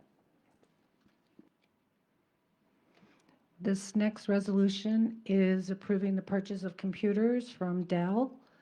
This is in excess of $100,000 with a limited waiver of sovereign immunity. Resolution number C08-261-25, ordinance 74-25, resolution of the Pascua Yaqui tribe approving the purchase of computer hardware from Dell Inc. in excess of $100,000 and an ordinance authorizing a limited waiver of sovereign immunity. I have a motion? Motion. Second. All right. We have a motion by Councilman Munoz and second by Treasurer Guppies. All in favor say aye. Aye. All those who oppose say nay.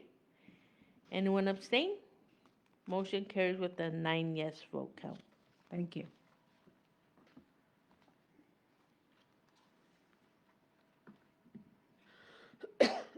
Good evening, Tribal Council.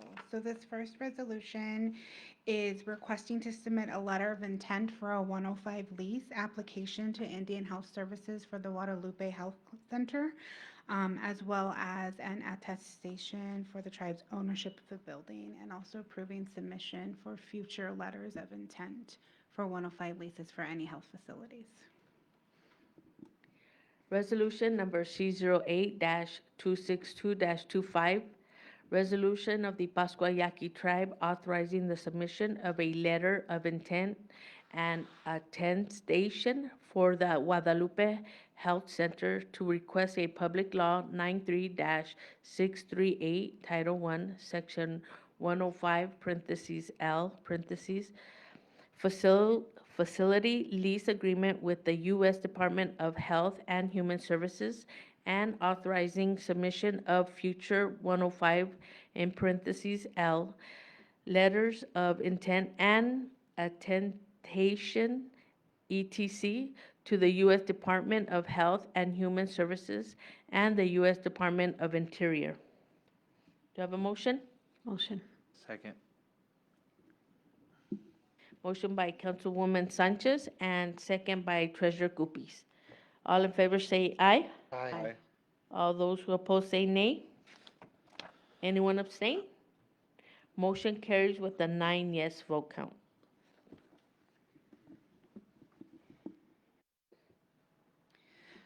The next resolution is requesting that Health Mart Atlas Pharmacy Services Administrative Organization contract for the Guadalupe Pharmacy to contract with various pharmacy benefit managers and payers for prescription claims reimbursement.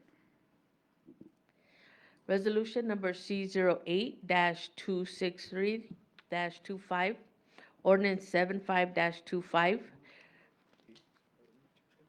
Resolution of the Pascua Yaqui tribe approving the execution of the master services agreement with the Strategic Health Alliance, Roman numerals 2, LLC, Health Mart Atlas, and other affiliated or participating entities, and authorizing a limited waiver of sovereign immunity. Do I have a motion? Motion. Second.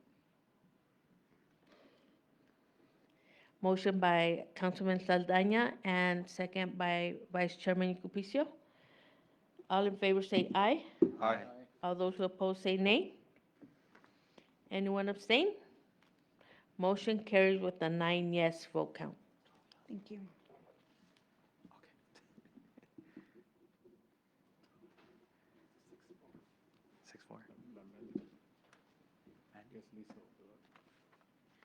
Good evening, Council.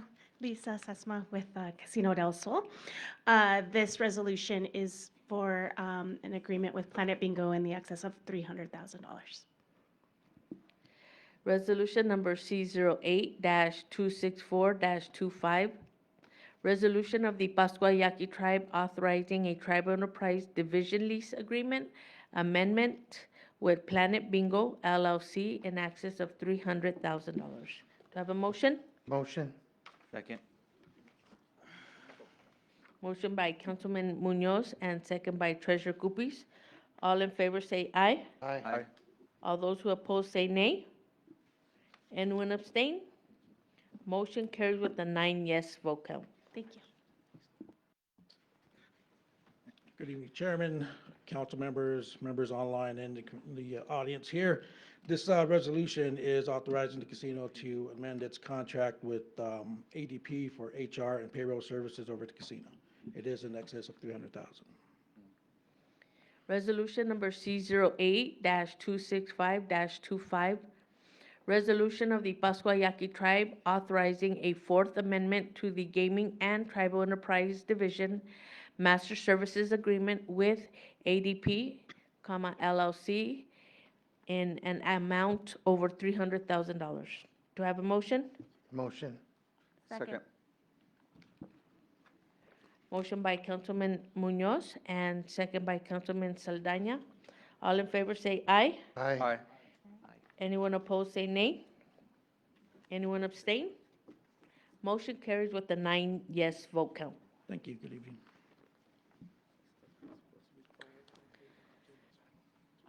Good evening, Tribal Council, community, and those watching on Facebook Live. Erin Fossos, Economic and Community Development.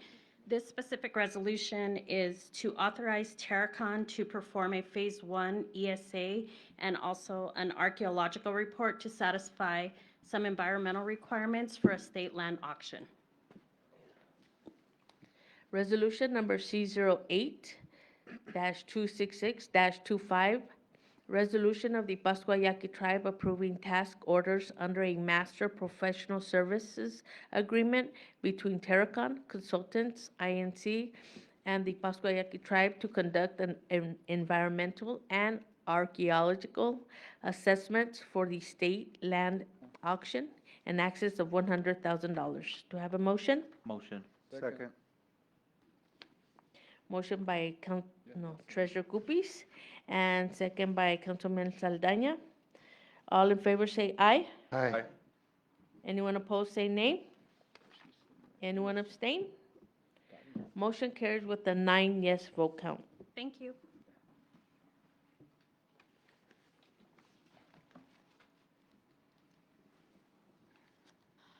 Okay, this next resolution is approving a goods and professional service agreement with Tucson Business Interior for the main health buildings remodel. So it's for the design and installation of the furniture. Resolution number C08-267-25, resolution of the Pascua Yaqui Tribe approving a goods of professional service agreement with Tucson Business Interiors for the HIAC Hitevi Gari.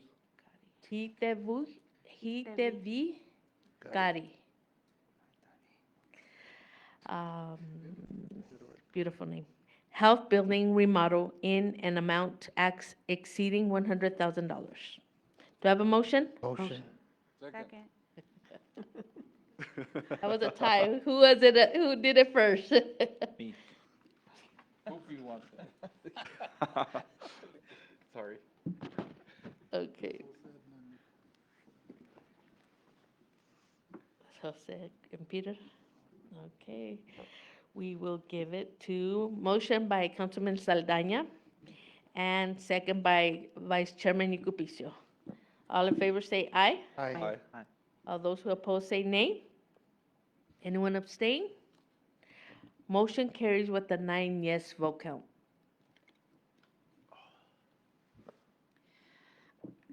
For this next resolution, Health Services Division is requesting a resolution to delegate myself as the HSD Director and the Pharmacy Director as signatories on pharmacy contracts subject to legal review and resolution if required. It'll also include having IT and/or finance review these as appropriate. And it also further that the signing authority expires in 1 year unless renewed by the Tribal Council.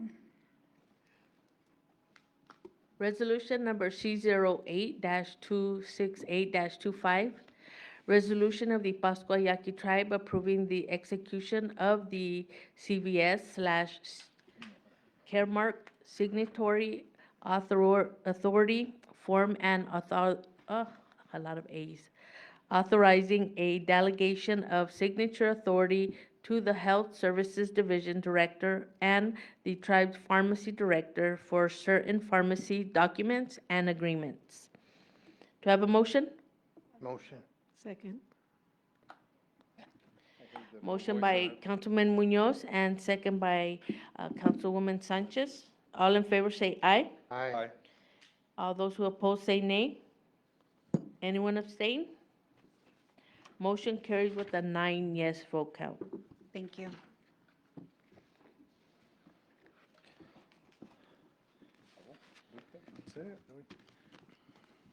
Moving on to action item number 8, everybody in agreement of adjournment, say aye. Aye. Of course.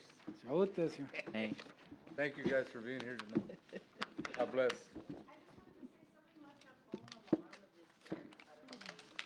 take it with you. It's mine, I can resell anything. Just kidding. We'll give it to, whoever asked Tina Marie, and then she can. Yeah. Run to the bathroom. Hurry up, man. Yeah, you gotta go, Coopies. Long meeting. Yours?